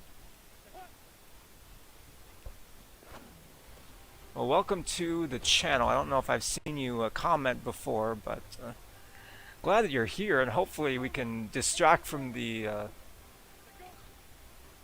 oh boy. Distract from the woes of real-life football by making the simulated Jets a little bit better. We improved from 1-15 to 8-8 from year 1 to year 2, so I think at least a playoff spot is in the cards this year. I'd be surprised if we didn't make the playoffs. You stick with Darnold? Yeah, I'm kind of hoping that even if he doesn't, or if he's not the team's quarterback next year for the Jets, that he might sign with the Vikings, because he's made some excellent plays this season. And oh, you've seen me before? Oh, here's a read option.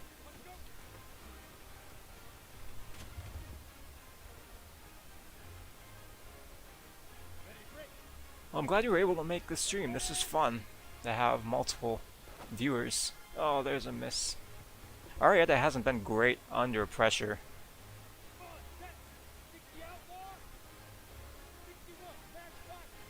I should probably also tweak the playbook going into year 2 here. Whoa. That was intended for Jamison Crowder there, about 10 yards upfield.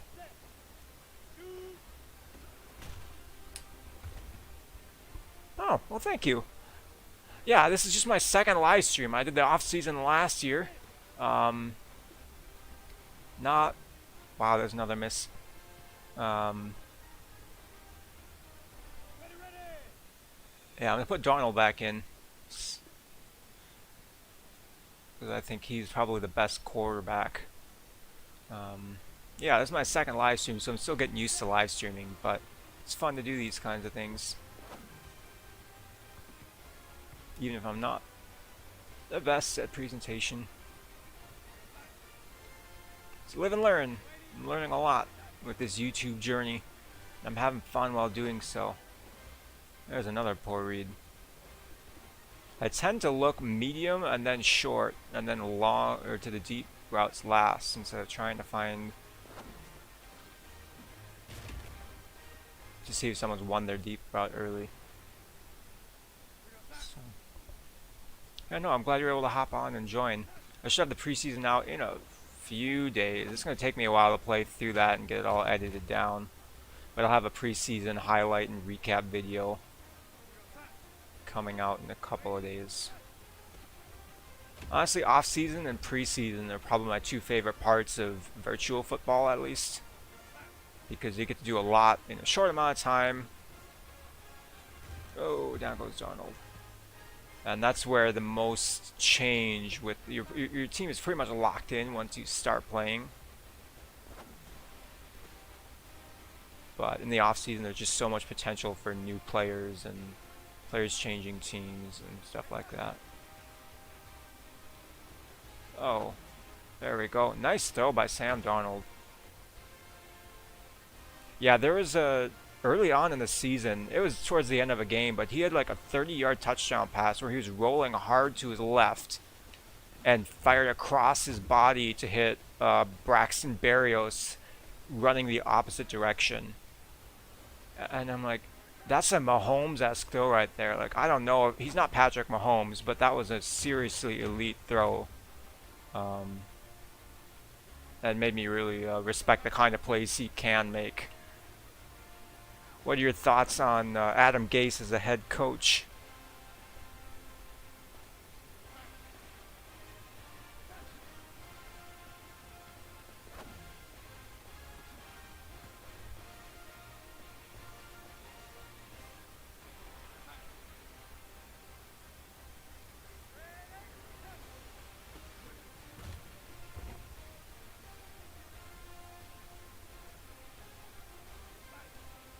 I'm not a huge fan of the guy.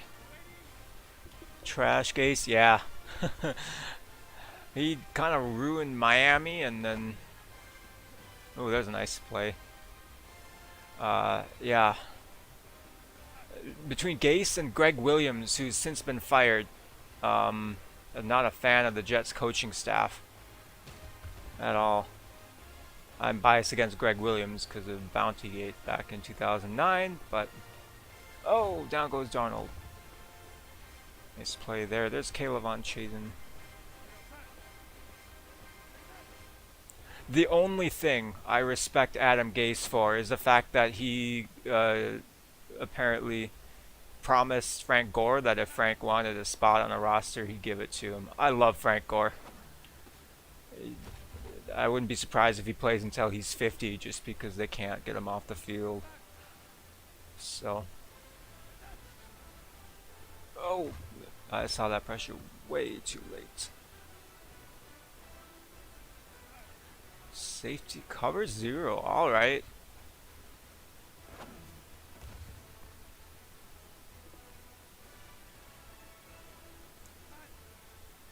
Good luck.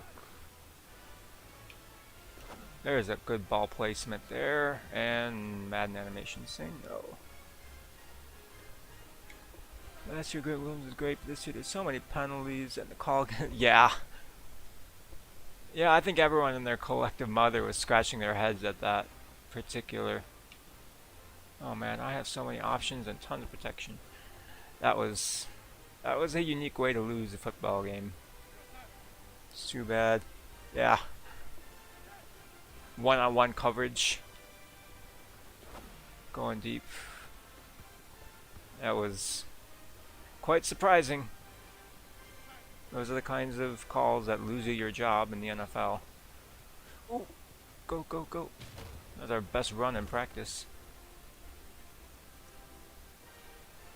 So, anyway, I think we're going to be wrapping up the stream here pretty soon. So, it's been almost 3.5 hours, and we should probably call it a night, but I will have a... Well, first, we're going to have... before the preseason video is going to be an off-season recap. I'll edit this down, show the edited free agency and draft, and get that into a nice, concise 40-minute or so video showing all what happened and all the moves that were made. And then I'll start working on the preseason. So I'm actually going to end the stream here. Thank you so much for joining, Georgios. I will look forward to putting out more content for this channel. And looking forward to year 3. It's going to be great. We have a lot of new talent on this team, and I can guarantee that we're going to do better than the Jets are currently doing in real life. And both teams are hopefully on an upward trajectory here. So thank you so much for watching.